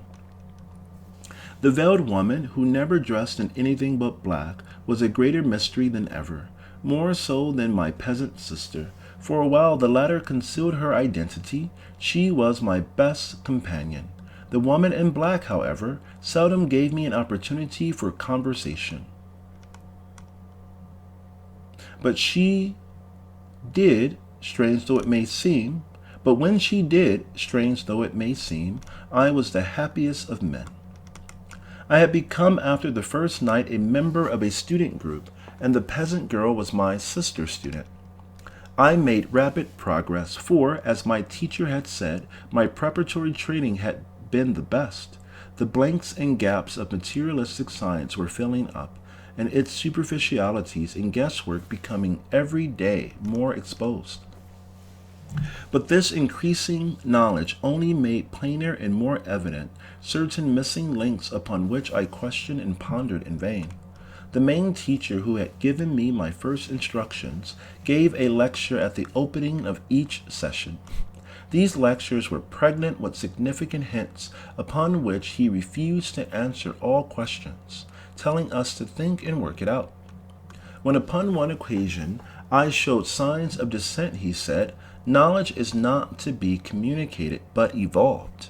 Knowledge does not come from without, it comes from within. All your study of books and things is but to establish the instrumental conditions by and through which the knower can break forth and manifest." I thought much upon this, and commenced to dwell and meditate upon this knower. The results were wonderful. I commenced to acquire knowledge in a manner I knew not how, and often spoke with a wisdom that surprised me. Now, after a year of study, it became evident to me that I was as yet only in a semi-esoteric and comparatively outside group. With this conclusion in mind, I formed a determination to advance, and went to the first meeting of the second year with this resolve in mind. I recalled that when I had signed my pledge, the spokesman had said my advance would depend upon my growth and fitness, and could not be obtained by further application. I therefore concluded to use a little diplomacy, and as a means to this end relied upon certain knowledge I had obtained in what some people call dreams. Upon the night mentioned, after going through the customary opening dance, I entered the study hall, and approaching the chief teacher whispered something in his ear. "Where did you get that?" he asked quickly, looking up with surprise on his face. "I never got it. I know it," I answered seriously.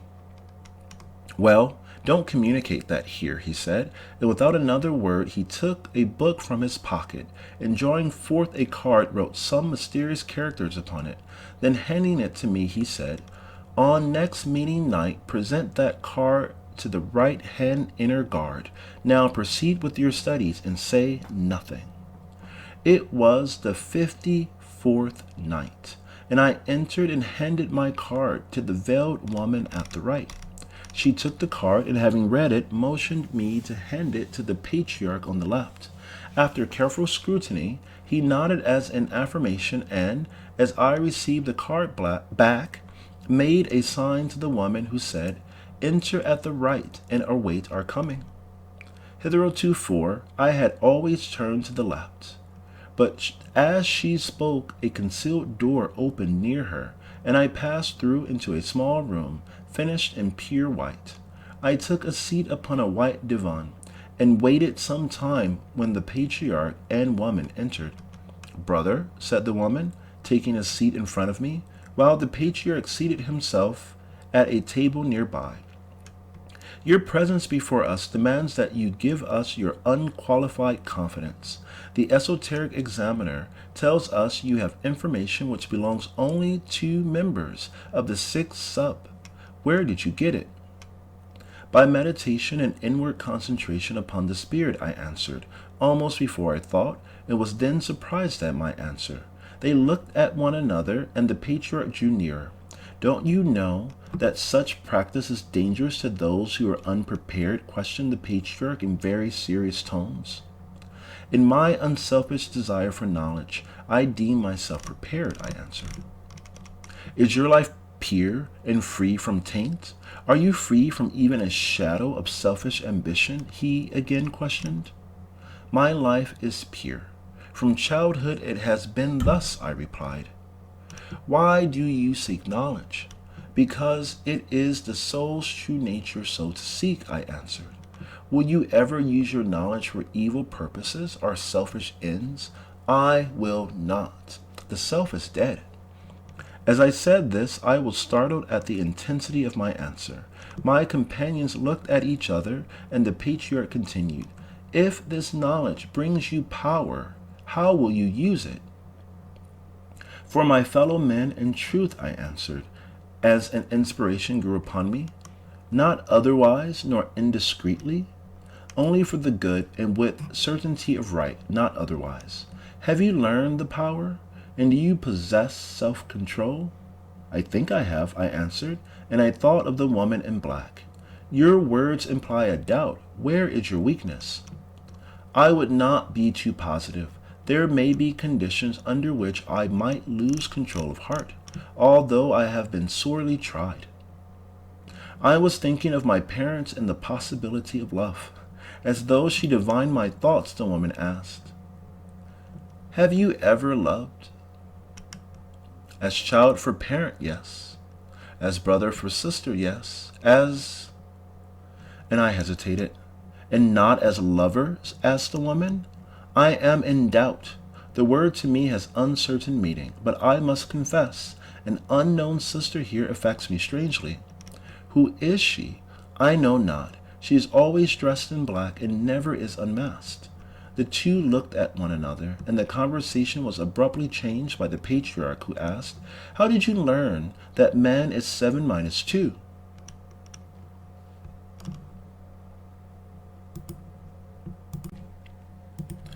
All the afternoon in deepest thought I had dwelt on man's mysterious constitution. So deep in thought was I, the supper hour went by, and in my chair deep sleep came over me. Suddenly I rose in space and was carried over the ocean, unburdened by a form of weight. I passed in thought swift motion to the east. I saw the snowy range deep in the blue of heaven, high above the clouds. Then, by some miracle of change, of which all dreams are made, I found myself a student over a book in some unknown and isolated crypt. Here many mysteries, many things of wonder did I read. Long did I study, much did I learn, and then a blank.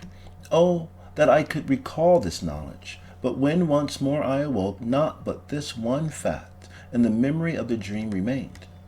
That strange inward activity which at frequent intervals throughout my life had stirred within me had once more arisen, and I spoke as one inspired. My questioners, who had been watching me with sparkling eyes, now spoke at once. We welcome thee. Now art thou a member of the 6th degree, and she shall be your teacher. I was about to speak again, when the patriarch pressed his finger to his lips in token of silence and spoke. 2 paths start from the 6th degree, both leading to the 7th, and thou must wear a mask until thy path is chosen. Let no one see thy face while here assembled, unless permit is given. Now to the hall, a friend awaits you. As the patriarch finished speaking, a door opened, and at his motion I passed through into the hall. The second waltz was in progress, and I, this time masked, and attired like a knight, was about to seek a partner when a nun, veiled and robed in purest white, laid a fair white hand upon my arm. The same thrilling sensation of pleasure ran through me, and my heart beat violently, as in sweet musical voice, she said, "In the name of peace and love, Sir Knight, discard thy arms. Dost thou still sanction war, most cruel war? Or is thy dress a mask on man of noble heart and honor?" Fair nun, with beating heart I made reply, if all women had the power of thy sweet voice, the world would soon have peace, and all who fight would love. But, fair nun, thou dost wrong the knights of chivalry, who ever fought for virtue and for love. Ah, that this indeed were true! But my memory says, not so. Well do I remember when in past life knights, claiming honor, fought for and stole poor nuns. Thou canst not be thus owed, fair nun. What dost thou mean? The age of form is not the age of soul. You and I have both lived on earth many times before. What strange feeling was this stirring in my heart? What strange ecstasy of joy within my soul? I could not change this conversation for a dance. She was bordering on the greatest question of life, the deepest subject of my thoughts. With a never before experienced feeling of pleasure, I urged her on. If we have lived before, and thou rememberest, why not I? Perhaps I am the knight of yore who stole thee, but if so, it was for love. And if I loved thee once, I love thee still, for I am one who never loves but once. Be not so bold, thou warrior armed and mailed. Thou mayest unknowingly speak truth, at least in part. But if thou art interested in this subject, let us go where we can be alone. Most gladly, I replied, as she took my arm and led the way to the right side of the hall. Angel of love, I thought, she must have changed from black to white. Her voice was the same as that of her whom I had first met on the drive to Madame Petrovna. But how different from the woman in black whom I met in the hall. Could they be the same? If so, what meant this sudden change? I had never been through any of the doors on the right-hand side of the room, and as we now passed through one, I found myself in a room finished in white and trimmed with gold. She closed the door and motioned me to a sofa. Taking a seat beside me, she removed her veil, saying as she did so, "Will not the night unmask his face?" For a moment I was speechless, the marvelous beauty of her face surpassing anything I had ever seen. At the same time, strange memories crowded through my mind.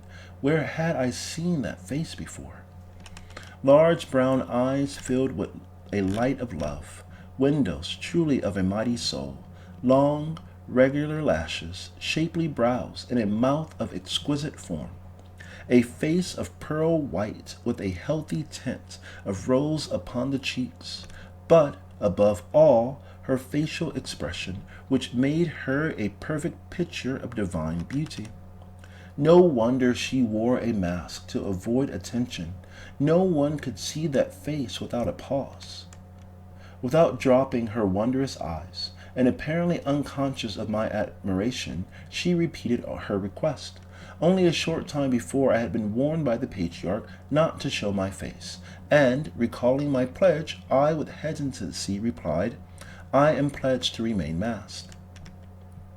"We are alone," she answered, and I was on the point of yielding when, with a long-drawn sigh, she put on her veil and motioned me to desist. Now I saw it was a trial, and she had seen my weakness. They had told me of a friend and teacher, but nothing of a tempter. "Sir Knight," she now said, "we were talking of past lives, and you asked why you did not remember such. First, the brain memory, which is very fickle and uncertain, registers only the experiences of this life. Past lives have their records in the soul. Training brings the soul to consciousness, and with this consciousness all memories of the past preserved therein. Now, if you will kindly listen, I will tell you a story. Please let your soul awake."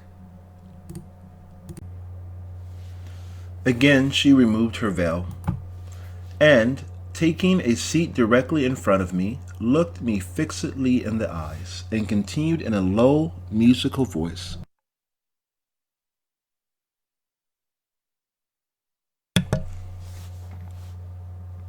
"It is a bright spring morning.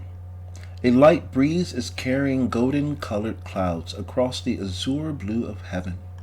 The fruit trees are covered with wide open flowers and blossoms, and the air is fragrant with their sweetness, while the happy birds sing everywhere. The mountain-bordered horizon on one side, and the silver rivers flowing through fields of green, to the placid mirror of the sea upon the other, shows that we are in ancient Greece. Two figures are journeying along the pathway that wind across the foothills. One, a young man in all the glory of his strength and beauty, with features and half-exposed form, the like of which has seldom been seen since Greece has passed away. At his side a beautiful woman, a Grecian woman, such as Phidias would have sought for a model. They are going to the games, the Olympian games. He in full confidence of his ability and skill, she happy in the thought of his sure victory. With hands clasped and swinging arms, they go joyfully along the way. Picking wildflowers, she makes a wreath and crowns his golden curls, and in token of appreciation, he stops to caress her and kiss her rosy cheeks. Thus, with joyous song, they go merrily along.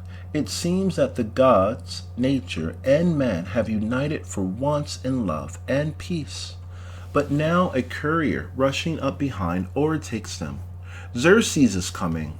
Men are needed to guard the pass. All true Greeks join Leonidas at Thermopylae. Do your duty," and he rushes on. With hastened footsteps, the couple hurry along to the outskirts of the crowd that surrounds the games. The word goes forth that the games cannot be neglected, even though the host is near. But among the crowd they find a company preparing for an immediate start to guard the pass. The youth enlists to join them, And his fair companion, with tears restrained, combs his hair in the careful style of those who fight till death, and with a parting kiss says, "For Grecian liberty I give you." His name was Cleomedes, and with Leonidas his body lay upon the path that wound over Scieta's mount. That night Iole, Cleomedes' companion, was searching for her lover's form among the slain. She finds him, his face now cold and white, but beautiful with a noble calm. Yes, she will take one golden ringlet from that noble head, to ever keep his love in mind. A looting soldier of the eastern horde thus finds her, and seeks her virtue to portray. What monsters sport as men! She fights, in rage he stabs her, and she falls with bleeding wound upon the body of her lover. With mingled blood she dies, and night comes over the scene. She paused for a moment, but I was in a spell. Some magic power had seized me. Every word brought pictures to my mind, and all were scenes most strangely familiar. Seeing me thus silent, she continued, "More than 1,000 years have passed, and vast changes have been wrought. The Roman world has come and gone, and civilization's night is on. The scene is now in Gaul. A youthful monk, ever bent on deeds of charity and love, is bending o'er the mangled forms that fills the fields of Poitiers. 'Tis night, and the pale moon stealing from behind the clouds seems to give forms to specters that hover over this awful field of blood. All unmindful, the monk works on. With badges he binds the wounded. With bandages he binds the wounded, both Moor and Gaul alike. Morning finds him following in the wake and administering to the fallen Moors. He gives no thought of heathen, he works for man alone. Journeying on, he comes to a convent among the Pyrenees. Tired and worn out from travel without food, he stops to rest. A youthful abbess meets him and gives him kindly welcome. He stays. The abbess is deeply versed in occult lore. So is the monk, and even now is secretly on his way to Seville to get instruction from the Moors. Their souls in sympathy and strangely drawn together, they fall in love, and, contrary to their vows, live as man and wife, bound only by the ties of love. For a time all goes well, and they live happily together. But who could then escape the spies of Rome? They were found out. He was cast into a basement cell, and for many weary years he lingered until death. Kind friend relieved him. She, poor nun, persecuted by those who knew not honor, sought relief in flight, but nights return her captive, and she dies in the cell beside her lover. She had finished, and her white hands, which by some magnetic attraction had drawn to mine, were trembling as I held them. Her soul-consuming eyes were still on mine, and I was speechless. By some unknown power, the present had become linked with the past. Lost memories indeed now filled my soul, and the meaning of her stories came to me like a revelation. An impulse came over me to enfold her in my arms and claim again my long-lost love. But second thought prevailed, and with trembling voice I gasped, "Mon Dieu! And is this our past life history? Has love, eternal love, once more brought us together?" With wonderful self-control she answered, "My brother knight, be calm. Pure love is indeed eternal. What does your soul say?" "My soul is clouded, my spirit vision bedimmed by this flesh encasement, and through the smoke I see but indistinctly," I answered. "Well, my dear brother," she said, pressing my hand, "in the next degree all becomes clear. and the past yields all its knowledge to you. And do you belong to this degree? I asked, now recovered from my spell. By right I do. By choice I am here, she replied. Then almost before I thought, I said, then let us join our forces and push on together. Looking me in the eyes, she clasped my hands, and in eager and serious tones replied, do you mean it? Have you the strength? I do, my love, my soul. With you I have all strength. My love would out. And on the impulse of the moment I had spoken, still holding my hand, and with a wonderful tenderness in her voice, she asked, do you know the first condition? No, but if you go with me, it shall be fulfilled. She now dropped my hands, and drawing back in a calm, serious voice said, well, we shall see, but you must first pass through the 6th degree. Much will be required of you, and I will commence as your teacher at the next meeting. But it is now getting late, and you must meet my other 6th degree brothers and sisters. And as she spoke, she arose. Be it confessed, for the first time I was selfish. She called me like the others, simply brother.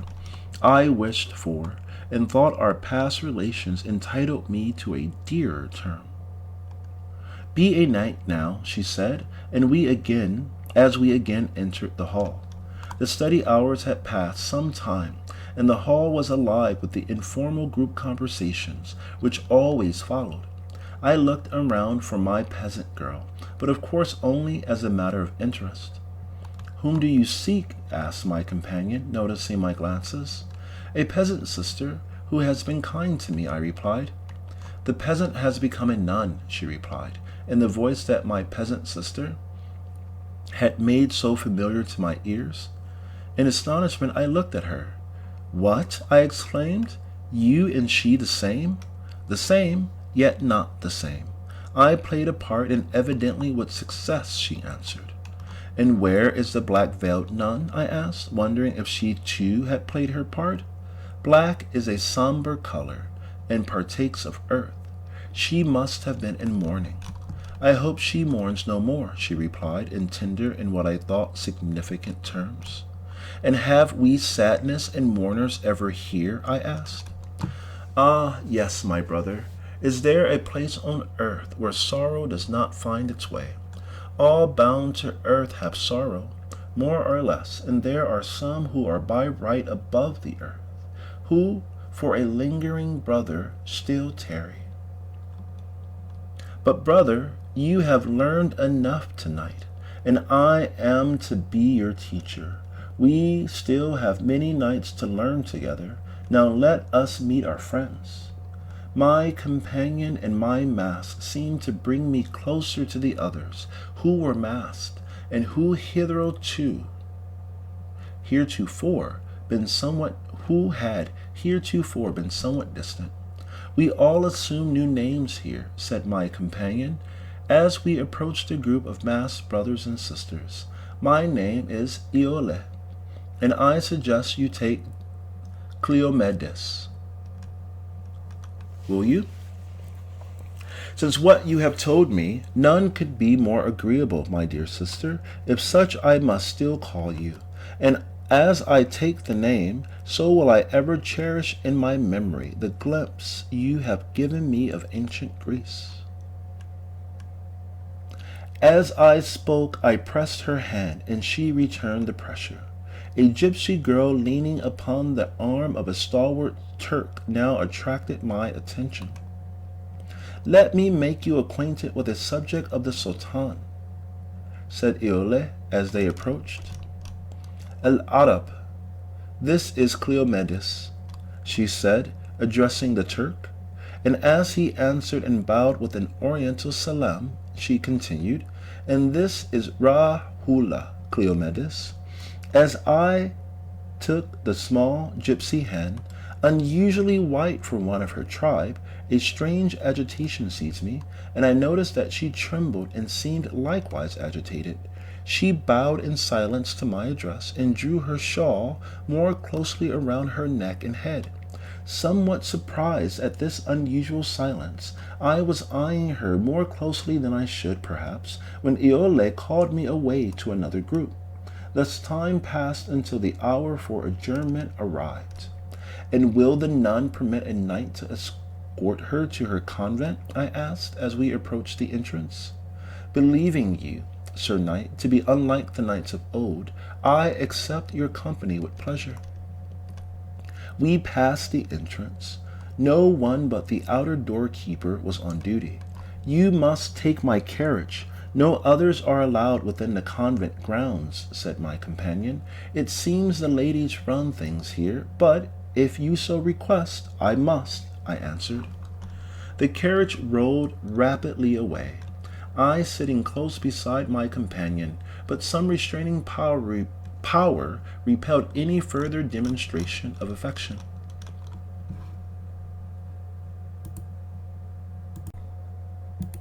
Her presence was sufficient, and for some time not a word was spoken. I was happy in a silent joy. Did she likewise feel the joy I felt? I thought so, and on we rode in silence. At last the carriage stopped, and looking out I beheld the arched gate surmounted by the tiger held by Cupid's chains. This entrance I had never been able to find since the day of my first visit, when the veiled woman had cast such a glamour over me. But now doubt was dispelled, and I said, Art thou, white nun, my sister Iole, she who was in black? The same, Sir Knight, and thou art the father priest whom I refused to know. And why were you so cruel? You were not then of my degree. It had no right to know me. We have rules as strict as castes, but all can enter who are worthy. You will learn more as you progress. The carriage now drew up in front of the great Corinthian portico, and I was thinking I was some distance from my home when she said, This time my carriage will take you home. I was preparing to assist her out when she motioned me to keep my seat, and shaking my hand said, We will meet again next Thursday night and take more serious teachings. In the meantime, study well, analyze thyself, and learn the art of self-control, for you may be sorely tried. And remember what I told you on our first drive. Great is he who controls the body. Still greater he who controls the mind, but greatest of all, he who controls the heart. Turning with a kind goodbye, she was gone, and the carriage turned about and took me toward my home. Ah, God, I cried when now alone, control the heart. What superhuman effort that must take, and why should I control my heart? I love with purest love, and what can ask for its suppression? Yes, after years of ideal dreaming, the pent-up love within my heart had broken loose. What a torrent these accumulations made! But for the strange controlling power her presence exercised upon me, it would have been a passion and found more violent expression. But her superior will changed the tempest into calm and made my passion peace, the peace of love supreme. That night I dreamed of Iole, and all the following week naught filled my thoughts. Where was my study now? Where my self-control? I argued, why should I crush out this love so pure, so strong? And deeming my argument unanswerable, I determined to know the reason why before I did it.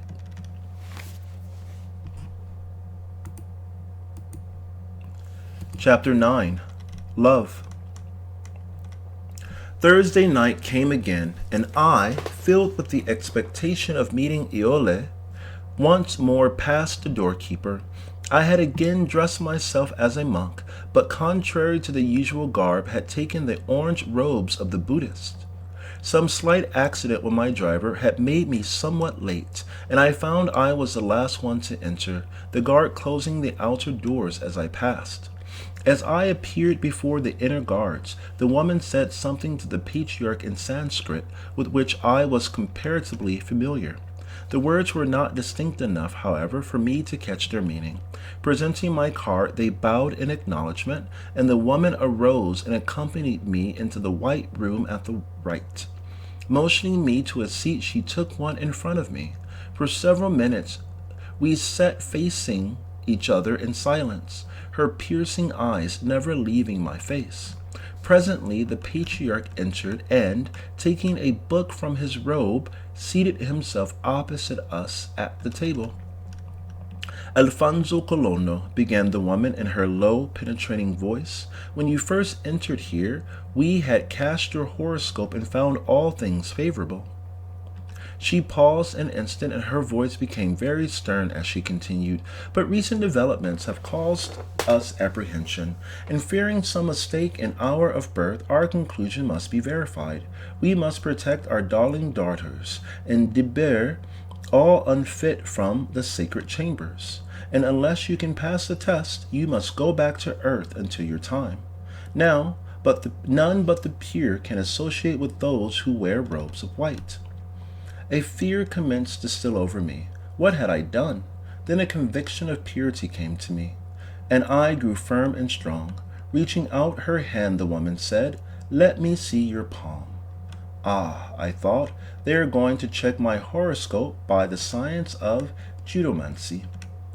Leaning over my hand, she gazed at it long and intently. Then taking my other palm, she pressed the palms together, straightened them out, and seemed to compare them with great care.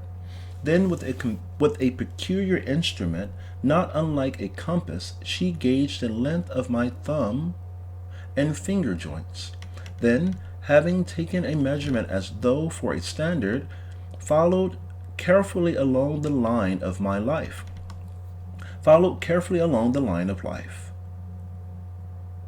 At last she seemed satisfied, and rising, said to the patriarch, "'Tis well, there is no conflict. His hand is strong, and has marks of special favor, a halo on Apollo's mount, a long, deep, jaggy, but continuous line of heart, with branches high up on and over Jupiter's mount. This means great glory and strong and freely given love. Saturn's line of fate plows straight through. The line of head, broad, deep, and of good color, is torn from that of life. He is unselfish.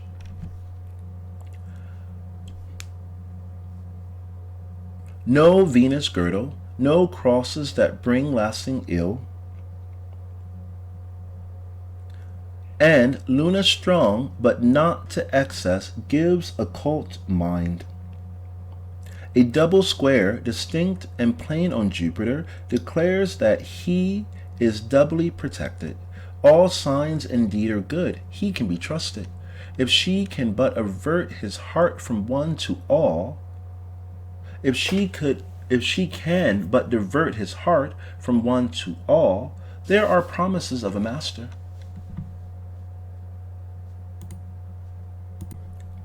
The patriarch, who had noted down each item, now put up his book, and as she dropped my hand, pointed to a door at the side of the room and said, "You may pass."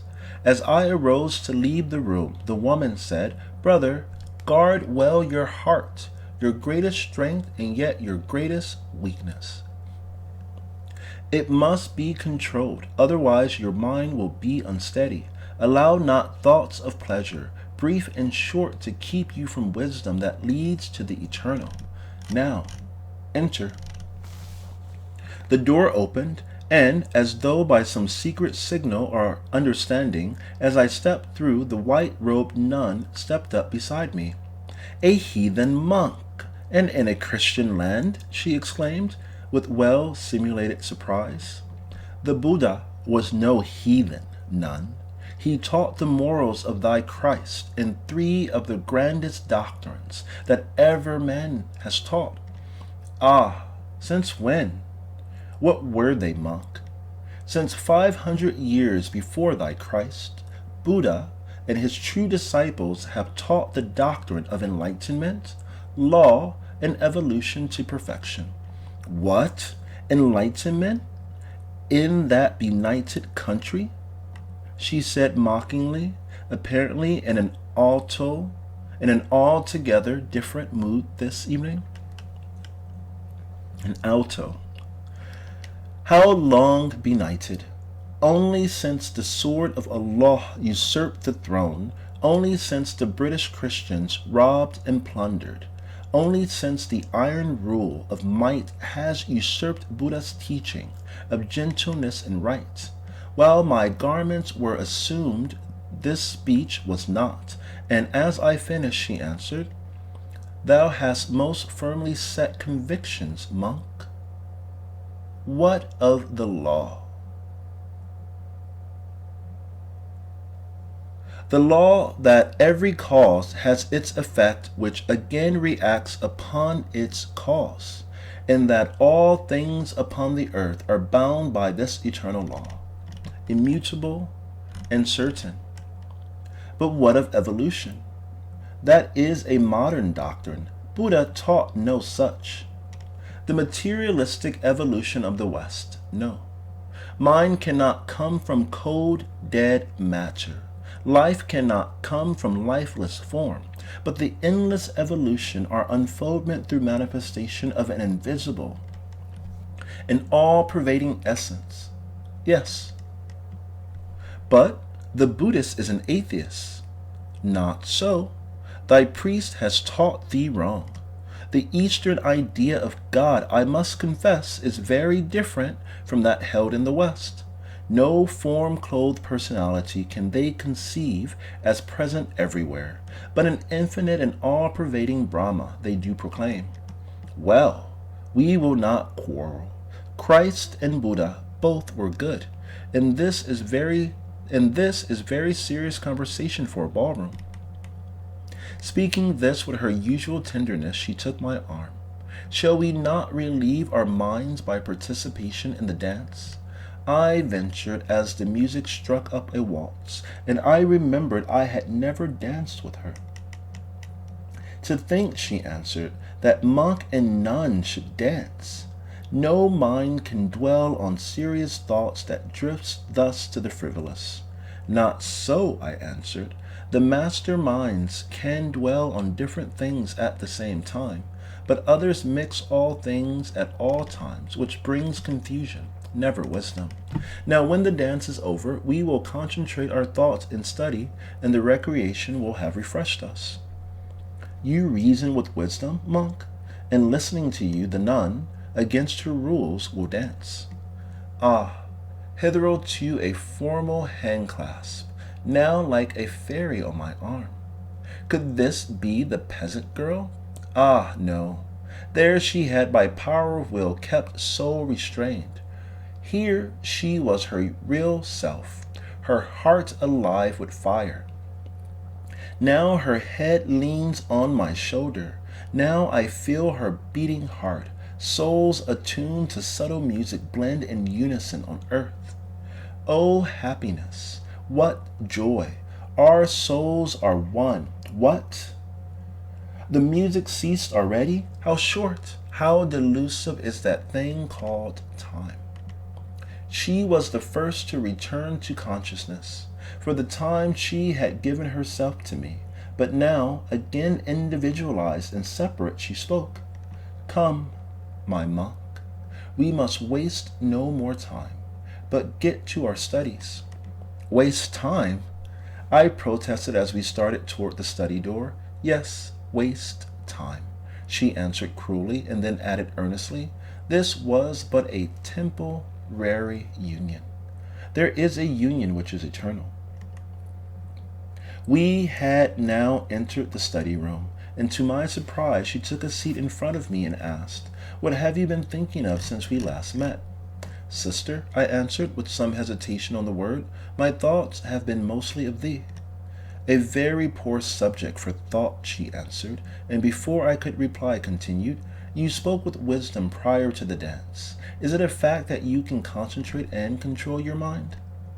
I had attained some success in that line prior to our meeting, I answered honestly, trying to draw her into the channel of my thoughts. Then you have not been so successful since meeting me? I must confess I have not, I answered hesitatingly. Then I have exercised a bad influence on you, have I? There was a tone of sadness in her voice, and I quickly answered, no, no bad influence. Only my heart has become stronger than my head. My love has become master. Iole, my long-lost love, I love you. I stretched forth my hands, and with heart on fire with love would have caressed her, but with a look that almost consumed my soul, she motioned me back, and with a voice most wonderfully under control answered, have all thy past existences been for naught? Has all the pain and suffering we have endured been productive of no results? Must we, bound down by earth desire, still dwell in this vale of misery? Did we die on Sita's mount? Did we languish in convent cells for naught? No, it was but to exhaust the evil dues that came from lives still prior. It was but to teach us the uncertainty attached to all selfish loves. And now, with karmic dues exhausted, with all these experiences registered within our souls, must we still linger through weakness in this vale of night and death, the victims of rebirth? She leaned forward as she spoke, her veil thrown aside, and her expressive brown eyes were luminous with a spiritual fire. Far from repelling me, her words entranced, while they held me checked in action as I answered, thou hast recalled the memory of my love for thee in times gone by, and that, added to the present, only makes it stronger. But know, my soul, this love is pure, and what can claim superiority to love, pure love? Love, so long as tinctured by a thought of self, cannot be absolutely pure. Pure love is universal and includes all things, forgetting self. What dost thou love, my soul or body? Thy soul, I have no thought of body. Dost thou realize the meaning of those words? If so, there may be hope on higher planes of love. I realize the meaning. I love thy soul. Canst thou love with all sense of body absent? You speak of higher planes, but if such a love is possible, I can. Was her soul lifting mine to her own exalted height? I felt a spirit power stir in me. It is possible. It is a fact. We can love in mind, in soul, in spirit, and the highest love of earthly unions is but a dim foretaste of this grand love. Know you not the meaning of true love? Tell me, my sister, your words uplift me to a higher world of love. Then know what few men know, that every man is complete within himself, and nothing is there lacking if he will but search the depths. Love is but the soul's desire for a portion of itself which it has lost, and without which its joy is incomplete. Think not the soul cannot lose a portion of itself. It can. That which we possess yet are not conscious of is lost, latent as it were, present but unmanifest. Now the perfect being is fully self-conscious of all his parts and attributes, and perfection must be our end and aim. Know that thou art in me, and I in thee. And through you I become self-conscious of thyself in me, and through me thou becomest self-conscious of myself in thee. This is the virgin marriage. This the meeting of the bride and bridegroom, and the only marriage known in heaven. She paused. What strange ecstasy her words brought to my soul. How grand and noble, how lofty this conception of divine eternal love. How debased my hitherto ideals. Not only did I commence to realize the teachings of my parents, how far did my views of the universe expand, how infinite became the field of love. My dear sister soul, I answered, all on fire from the inspiration of the moment, never more will I debase my heart with impure love. Even now I feel thy soul within my own. Within the invisible essence they throb in unison. From now on I join with thee as a true brother to labor for the same great end. For several moments we sat gazing at each other in silence, drinking through our eyes each other's souls. She broke the silence with a sigh of joy and said, Long have I waited for this moment, love.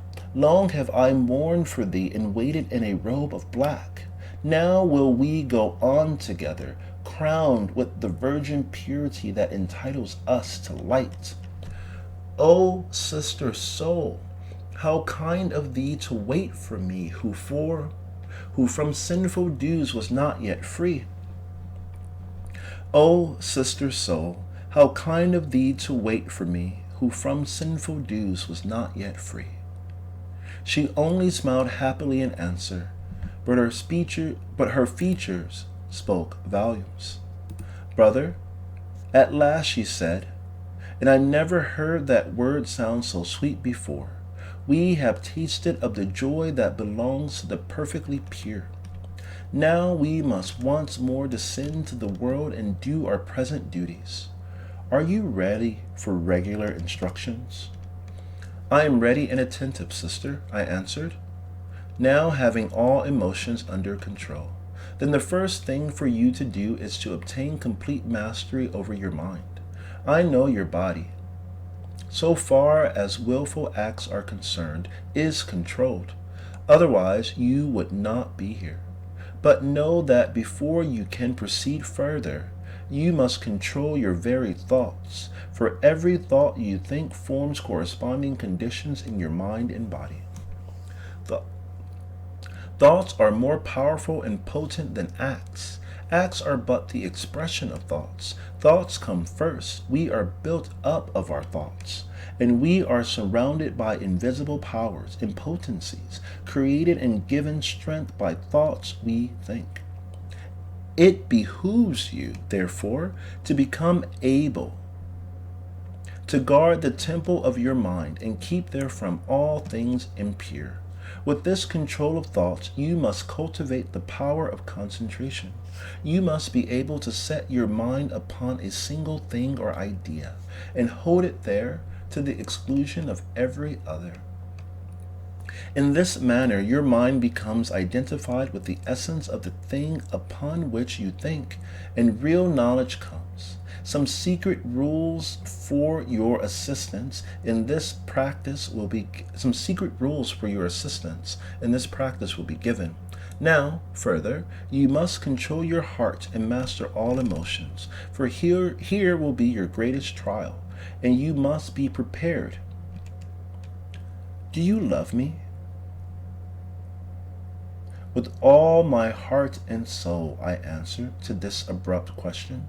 Then you must be ready to sacrifice that love, she said, with a vehemence that startled me. Is that your command? I asked, not fully under control when such a vital issue was at stake. It is necessary and for your good, she answered. Then I will, but tell me, what can demand so great a sacrifice as this? Humanity and truth, she answered. These have nothing before them, and everything must be sacrificed upon their altar. But what if I love you as an embodiment of these? Then beware. Only the less advanced have need of forms to aid them to conceive universals or abstractions, and the personified is often taken for that which it represents. The untrained mind is weak, and no doubt is aided in its upward evolution by forms and symbols upon which to concentrate its thoughts. And you, tonight, dressed as Oriental monk, must know that this is the object of the idols of the East. Only childlike minds mistake their meanings. Then recall that great man, Jesus, who has been confounded by his followers with the universal Christ which animated him. For all this, untrained minds can be excused. Their worship, if from the heart, is never lost. But from you, better things are to be expected. Again, our time is up. But before we leave, let me give you some final cautions. Heretofore, you have had few trials, but from now on, your path becomes more rugged. The sacred truths that give all power are only reached through deep, dark, and awful passes. For mighty mountains hem them round. Through these passes you must proceed alone. No supporting arm can aid you. You must find your inner strength, or you will fail and all is lost. Beware of doubts and fear and thoughts of self. These are the snares that trip, the fogs that blind. Wilt thou, O brother, be strong and brave and patient? I will, dear sister, I answered, with a determination her strength inspired. Then come, let us go, and remember these my final words. Whatever comes to pass, trust in me and kill out doubt. I trust, I will not doubt, I answered as we prepared to leave. The social features of the evening were over, and most of the members had departed. The moments had passed so swiftly that we had consumed the entire time. Of course, I am your escort home, I said questioningly as we passed the doorkeeper.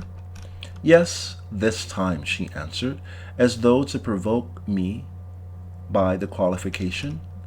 Descending the steps, we entered her carriage, and were soon rolling rapidly away.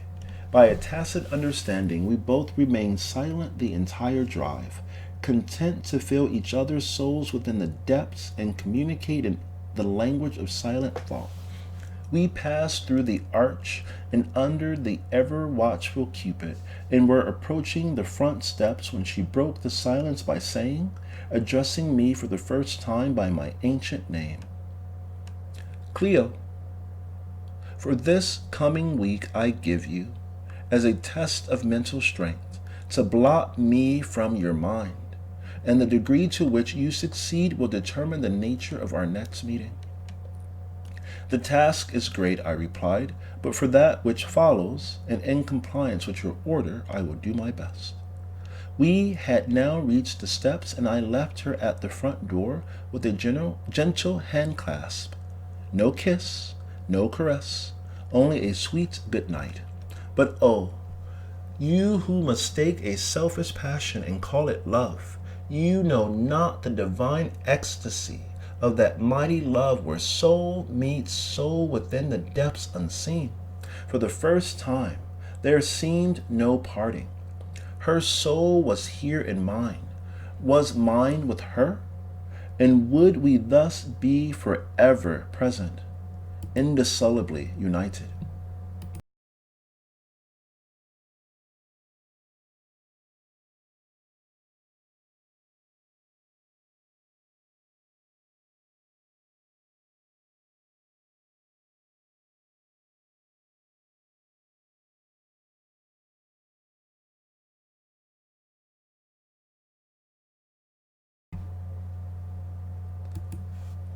Illuminati, Chapter 10, Tess.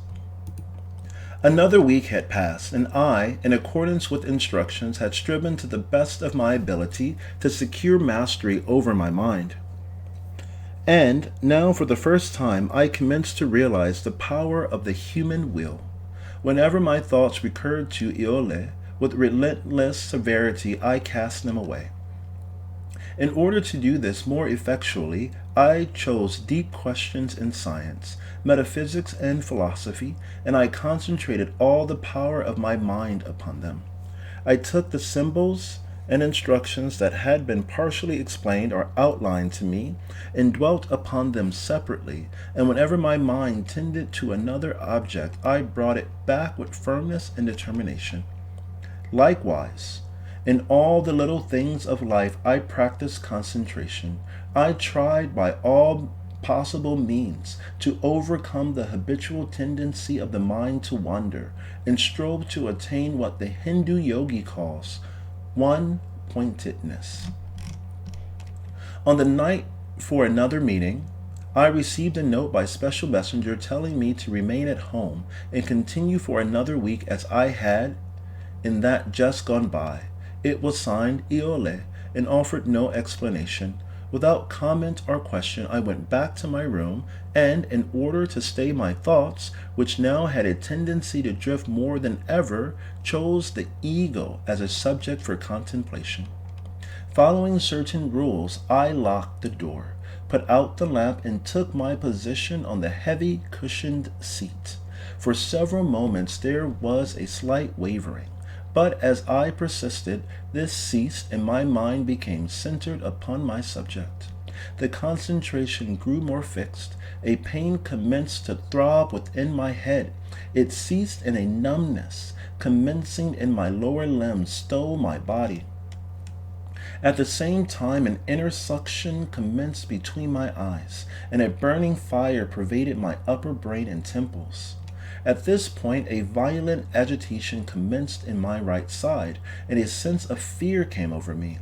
I opened my eyes, which had been closed to facilitate concentration, and, my God, I was surrounded by a white light, and just beyond it, in the darkness, now full of red-colored currents, was a host of horrid creatures, half human, half animal, with monstrous shapes and evil features. With a cry, I sprang up. The light vanished, the shapes faded away, and with my frame shaking with tremors, I was left alone in the darkness. After a time, recovering myself, I lighted the lamp and became more calm. I have gone too far, I muttered to myself. I tempt the demons of the air. If I thus call up elementals without sufficient strength to master them, I am doomed to madness.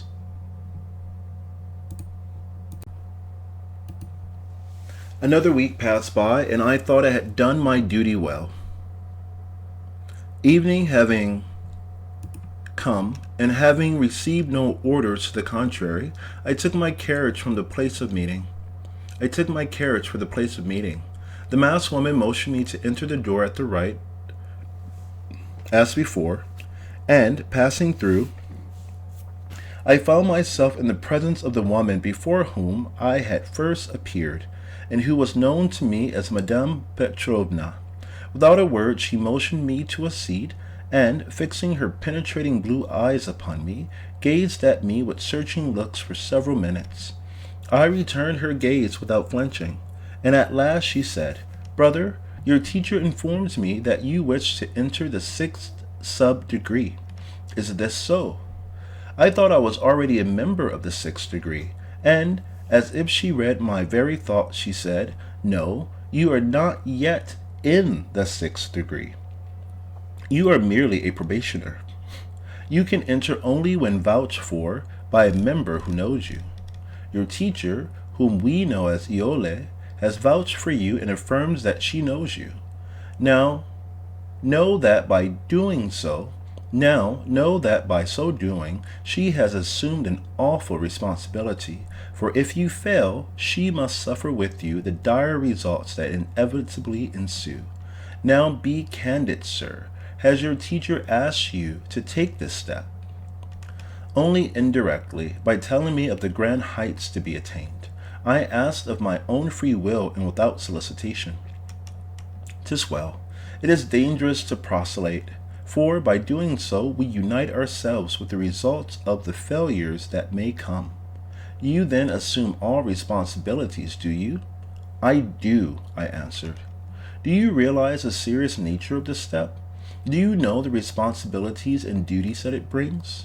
"I assume all these, whatever they may be. I am ready and willing," I answered. "Do you love your teacher?" she asked. As strong as man can love, I answered without hesitation. Then do not fail, for if you do, she too is doomed. Then, as though by a secret signal, Iole opened the door and entered. She had on her accustomed dress of white, but her beautiful face was unveiled, and her long rich hair hung loosely over her shoulders. Unmask, commanded the madam, addressing me, for all this time I have been partly masked. Sister, she said, turning to Iole, do you know, approve, and recognize him as your brother?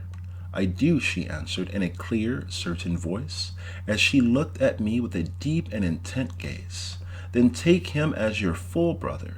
Instruct him in the teachings of this degree. We hold you responsible for all failures. Brother, she said, turning to me, our most beloved daughter and sister will teach you the secrets of the sixth degree. And as you love her, as you love your soul, never, so long as life lasts, divulge them. Let torture seal your lips. Let rewards and fame but add muteness to your silence. I swear, never will I speak unless permit is given, I answered solemnly. Then go on, persevere, surmount all obstacles, and we may meet again. And at her motion, Iole conducted me to a side room.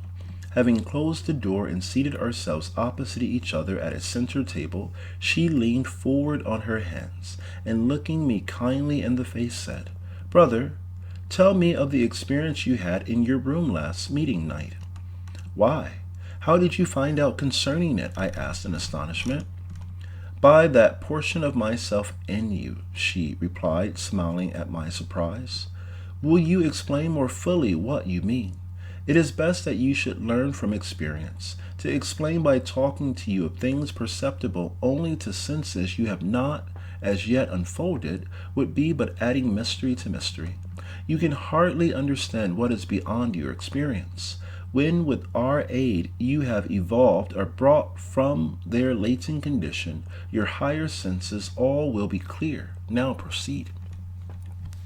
I then related my experience just as it was, and when I finished, she said, The last 3 exhortations I gave you, my brother, were to kill out doubt, fear, and love of thoughts of self, the 3 great enemies of knowledge. You evidently forgot these or failed to do as I told, for fear, and therefore thought of self, brought on this astral vision. But, brother, you should know that so long as you are pure and your thoughts unselfish, you have not to fear. That white light which shone around you, so long and white, is impenetrable and proof against all evil external powers, visible and invisible. Guard the evil in you, and you have no need to fear any evil that may be without. The gods have not left the pure man without protection. He is guarded, even though he knows it not. And further, you are now a member of the great brotherhood whose great protectors, although invisible, are ever present around you. She paused, and I replied, Sister, your words recall the teachings of my parents, and fill me with an anxious haste to know more of the great brotherhood, its masters, and my beloved parents who await me there. Brother, everything must abide its time. The eternal decrees of law cannot be set aside to gratify your haste. You cannot be put into the great brotherhood. You must grow into it. Heretofore, little has been told you of your noble parents. Now this much I tell you. They live, and are members of the exalted 3rd degree. And canst thou tell me of my sister Esmeralda? She too lives, a virgin sister, and you will meet her in this degree. Now let us to our studies. As she spoke, she drew a rolled parchment from her robe and spread it out between us on the table. It was a kind of vellum, and looked very ancient. Upon it was a strange combination of numbers, signs, letters, colors, plants, and animals, while in the corner were 4 allegorical scenes. This key, my brother, was brought from Thibet, or Tartary, by Paracelsus in the 16th century, and, like all the occult works of that great mystic, is incomprehensible to all but the initiated. Iole had now indeed become a teacher, and as she commenced to explain this mystic chart, I became all attention. This chart explains, when fully comprehended, all the mysteries of the universe, from the infinitely small to the infinitely great. It makes clear the great mysterious law, the law of correspondences, and when you understand the workings of this law of laws, you will be ready for the great third degree. Here only part is given. This part, however, makes you a full member of this degree. To proceed, these signs, pointing to a number of signs known to all astrologers, symbolize the 7 qualities that make the universe. Now you will notice, she continued, as I bent forward, deeply interested, these 3 symbols are separated, and there is no sign of correspondence between them. This is a blind. They are really the most closely related of the whole, and symbolize under the words sulfur, mercury, and salt, conceal a great mystery in the constitution of man. Know that the universe came from all-pervading, primordial, homogeneous substance, every part or portion of which contained in potentiality all the powers that now or ever hereafter shall exist. Now every particle of the present heterogeneous universe, being but a conditioned aspect of the homogeneous from which it came, contains inherent within it all these infinite powers which are ever seeking to express themselves. But the activity of these powers are conditioned by the states of the substance in which they act, and all these conditioned activities, one in reality, make life, will, mind, and all the forces of nature. There is a trinity back of everything that is, and that is spirit or will, a self-moving power, substance or aether, that inseparable portion of this same spirit which moves, and the third and likewise inseparable fact of motion. Spirit, substance, motion make a trinity which is a unity. Passing her fingers to some other peculiar signs, she continued, Now there are many different kinds and rates of motion or vibration, and every motion or vibration makes its corresponding substance, color, sound, and number. Of the different kinds of motion, this character represents the spiral, this the vortical, this the vibratory, this the undulatory, and this attraction and repulsion. Scientists, by the aid of microscopes, have discovered invisible lives corresponding to all these, and even their form reveals their relation. Let them beware. They are treading on the domain of the occult, and before long may be proclaiming as scientific the much ridiculed superstitions of the ancients. Under new names, ancient occultism is being taught today. Thus, the 2 hours she continued on this one chart, elaborating with the greatest care each statement. At the end of her lecture, what a wonderful flood of light had been thrown upon my past studies. Many puzzles were explained, but while many mysteries of the past were now clear to me, the field of knowledge only widened, and new mysteries were presented to my view. Wonderful, wonderful, wonderful, I cried. Is the field of knowledge infinite? Infinite, she answered. The higher we go, the further we see. The higher we go, the farther we see. The limits that have bound us ever expanding, ever enlarging, until the vastness of man and the universe give place to a still greater vastness. Oh, Iole, I exclaimed, how much I owe to you. Her finger checked me, and she replied, Not but your deserts. In time every man receives the full rewards of his merits, full justice and all her dues, but be they good or evil. You delayed yourself, your heart you did not check, and when the past you know, this will all be clear. Now again our lesson time ends, she said as a musical note vibrated through the room. With the key you now possess, you must study for some time alone. I simply show the way. You yourself must do the work. I have now tried to show you the infinity of love, and likewise the infinity of knowledge and mind. Man containing both a heart to love and a mind to think is the world's great consummation, the end toward which all evolution tends, the object of creation. Do you consider man the consummation of all things? I asked. Man, containing all things, is the consummation of all. In him is the universe in miniature. In God is man and demon. Heaven and in man is God and demon. Heaven, earth, and hell. Stars, suns, and planets, spirits, angels, and all the hosts that be. Then truly the ancient axiom, know thyself, had far wider meaning than most men give. Far wider, she answered. He who knows himself comprehends the universe. You just said that all men in time got their deserts.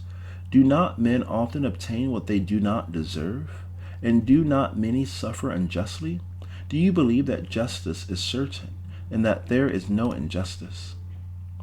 We cannot say with certainty what a man deserves, or what he does not deserve. We do not know his past, which extends through many lives gone by. The innocent do suffer, and there is injustice in the world, but this is because man is unjust to man. God and nature are infallibly just and certain. Man has it within his power to go contrary to the laws which should govern his nature. Only by so doing can, as it were, pervert nature and establish conditions not in harmony with the divine good. Therefore, in the world of men there is a certain amount of injustice, and men who identify themselves with this world are subject in like proportion to its uncertainties. But they who join themselves with God and work harmoniously with nature are never unprotected. Not only are they guided by higher powers, the great protectors, but their mode of life unfolds the white light mystery which you saw the other night. The elemental powers and evil shapes you saw could not penetrate that essence. It is a protection against all things exterior. Only that within yourself can bring you harm. But, I persisted, how can you say that God and nature are just when there are so many self-evident inequalities in the world? How explain the inequalities that come from birth? Why is this babe born pure and good, with noble tendencies, when their other child is born diseased, an imbecile, or evil in its tendencies? Shall the sins and errors of the parents be thus visited upon the innocent children, and by nature's God-made law? Conceding that man has the power to pervert nature's laws with regard to results which affect him, it seems to me that there should be guards to prevent these perversions when the results affect others. This is a question the answer to which the world is seeking, but which, for fear of sequences, it seeks blindly. The church, having no answer, evades it. The pessimist, to substantiate his argument, proclaims it, and the doubting world, not answered, cries, why should men be just when nature is unjust? Let us cast an oriental light upon this subject. The character or nature with which every being enters this life is the result which it has built up in many lives gone by. The sins of the parents are not visited upon innocent children, but upon reborn souls of ancient lives, whose conserved qualities draw them to the parents, through whom they get their new bodies and just deserts. Then you accept the teaching of pre-existence and rebirth as an explanation? Without these teachings to justify the inequalities among men, duty has no basis and justice is a myth. Without these teachings, the soul's continuance has no logic. Conservation has no basis. Evolution has no meaning, and the inequalities of life blaspheme the Creator. But, my brother, all this will become clear to you when you have passed through this degree. As she finished speaking, we arose and proceeded toward the entrance.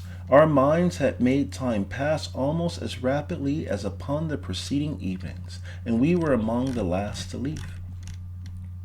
Iole was most certainly a remarkable woman. Loving me as I knew she did, with all her heart, she controlled her love with an iron will and gave it no expression.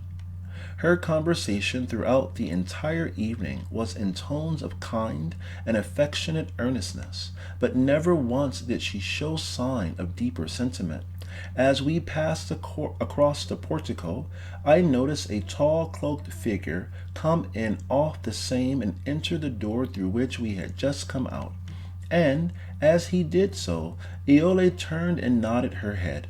I said nothing, but could not help but recall the strange adept Albertus, who always dressed this way. As the carriage rolled away through the darkness, Iole suddenly broke the quiet by turning at my side and saying, "Cleo, brother, I see a cloud overhanging you, and I now warn you that you will be tested to the utmost limits of your strength before long. Be on your guard and do not fail. Guard well your heart. Beware of selfishness, fear, and doubt. And whatever comes, be strong, be brave, be true. Kill out selfishness with universal love. Kill out doubt by knowledge. Kill out fear with strength. Are you now strong?" She dwelt with peculiar emphasis upon this last question, and I responded, "If I were always as strong as when in your presence, I never should succumb." "Why, I am always with you, my darling," she said, as she clasped my hand. "Ah, I forget that glorious truth, my soul," I answered, returning the clasp. "You must not forget my love of this life and many lives gone by," she replied, as she laid her head on my shoulder. Oh, the fever of love was coming over me again. The calm tranquility of the higher love commenced to give place to a more restless energy. I pressed her hand, and as I looked into her face, I saw that her beautiful brown eyes were filled with tears. "Iole," I said, "why are you so sad? Why those pretty eyes thus filled with tears?" "Cleo," she answered, with a tremor in her voice and form, "my pent-up love would speak." "My darling, my love," I answered, as I embraced her and kissed away her tears, "let us be happy in our love." Now her head nestled on my breast. Now her heart beat against my own. Oh, what joy has love! Too full for words, we loved in silence, smoothing back the beautiful brown hair from her broad white forehead. I kissed her brow with fervent kiss, and now her loving arms are around my neck, and with fond caress she whispers, "Cleo, my darling, I love you. I love you." And now the carriage stops, and we are home. "Ah, must we part so soon?" she sighed. "'Tis only for a little while, my love," I answered. "But, my darling, why did you repulse my love so long?" "That was but a test to try it, Cleo," she answered as I lifted her from the carriage. "Then from now on, our love shall know no barriers," I said, as I kissed her good night. "You are to be mine, my own true loving wife. Will you not, Iole?" "My own darling husband," she answered, and with a lingering caress we parted. Back to my home I returned. Now all my thoughts made one continuous dream of love. Iole, my wife, my darling wife. Thus a week went by, and I appeared before the inner guards. The patriarch and woman in black both looked at me sharply. When they had finished their scrutiny in silence, a hitherto unknown door opened, and at their command I passed through. Looking around, I found myself in a room finished in a combination of green and indigo. Around the walls were a number of isolated glass compartments, each containing a large cushioned seat, a shelf of books, and a small table, while upon the glass doors of each was a hieroglyphic character. In the center of the room, almost surrounded by a table hung with indigo-colored trimmings, covered with mystical characters, sat a man of undeterminable age. His curly chestnut hair, thin brown beard, and light mustache gave him an appearance of youth, which contrasted strangely with the lines of thought and experience which marked his white forehead and face. No one else was in the room, and as I entered he motioned me to sit to a seat near him at his table. "My brother," he said, in a kind, low voice, "I am from now on to be your teacher, and that you may know the reason for the transfer from Iole to my charge, I will say that you failed to pass certain tests necessary to entitle you to that privilege." "I failed?" I gasped, with a veiled apprehension of fear. "Yes, you failed, but only because she sought to take you by extraordinary means to the 7th sub-degree, of which she is a member. You failed because you had not sufficiently developed your will to control your heart, but you can pass into the 7th sub, where she now is. Before you can pass into the 7th sub, where she now is, your will must be made supreme king." A suspicion commenced to steal across my mind, and I asked, "What have I done? When did I fail?" "When you yielded to her love and your heart's desire last meeting night," he answered. Now all became clear. Her love had been a test. She had warned me of a trial. I had declared my strength to meet it. She then tried me, and I failed. Those tears had been caused by mingled love and misery. Loving me, she was condemned to try me, and those tears had been caused not only by her suppressed love, but by the thought that I might fail. Then, I having failed, and knowing the results could not be worse, she had, for the time, let loose the floodgates of her heart, and nestled in fond love upon my bosom. O God, what trials were these for human beings? Could any mortal man overcome them? Turning to my new teacher, I asked, with lips trembling with emotion, "Could any human being pass such tests and not yield to such supreme affection?" "My brother," he answered solemnly, "the degree to which she sought to take you is superhuman. When you reach it, you will be more than man, as he is now known." For a moment I sat in thought, my teacher looking silently on. "And does this mean separation?" I asked, steadying myself. "Until you have the strength to meet her in her proper sphere, you must remain apart. No more will it be permitted her to descend and suffer again for you. You must from now on fight your own battles and unfold and rely upon your own strength." As he ceased speaking, a fierce determination arose within me, and I said, "My teacher, oft before have I said, it shall be done, and failed. But now for the last time I say, nothing shall bar my progress. What course shall I pursue?" "Your course must now be regular, and while slower, it is sure and certain if persevered in. First, you must labor for complete mastery over mind, and when this is accomplished, your will, developed by the process, will be sufficiently strong to master your heart. Both heart and mind must be mastered and controlled before you can pass into the next degree." "Then I am ready, and without delay put myself under your direction," I answered with firmness. "What is your course? What shall I do? Let me proceed at once."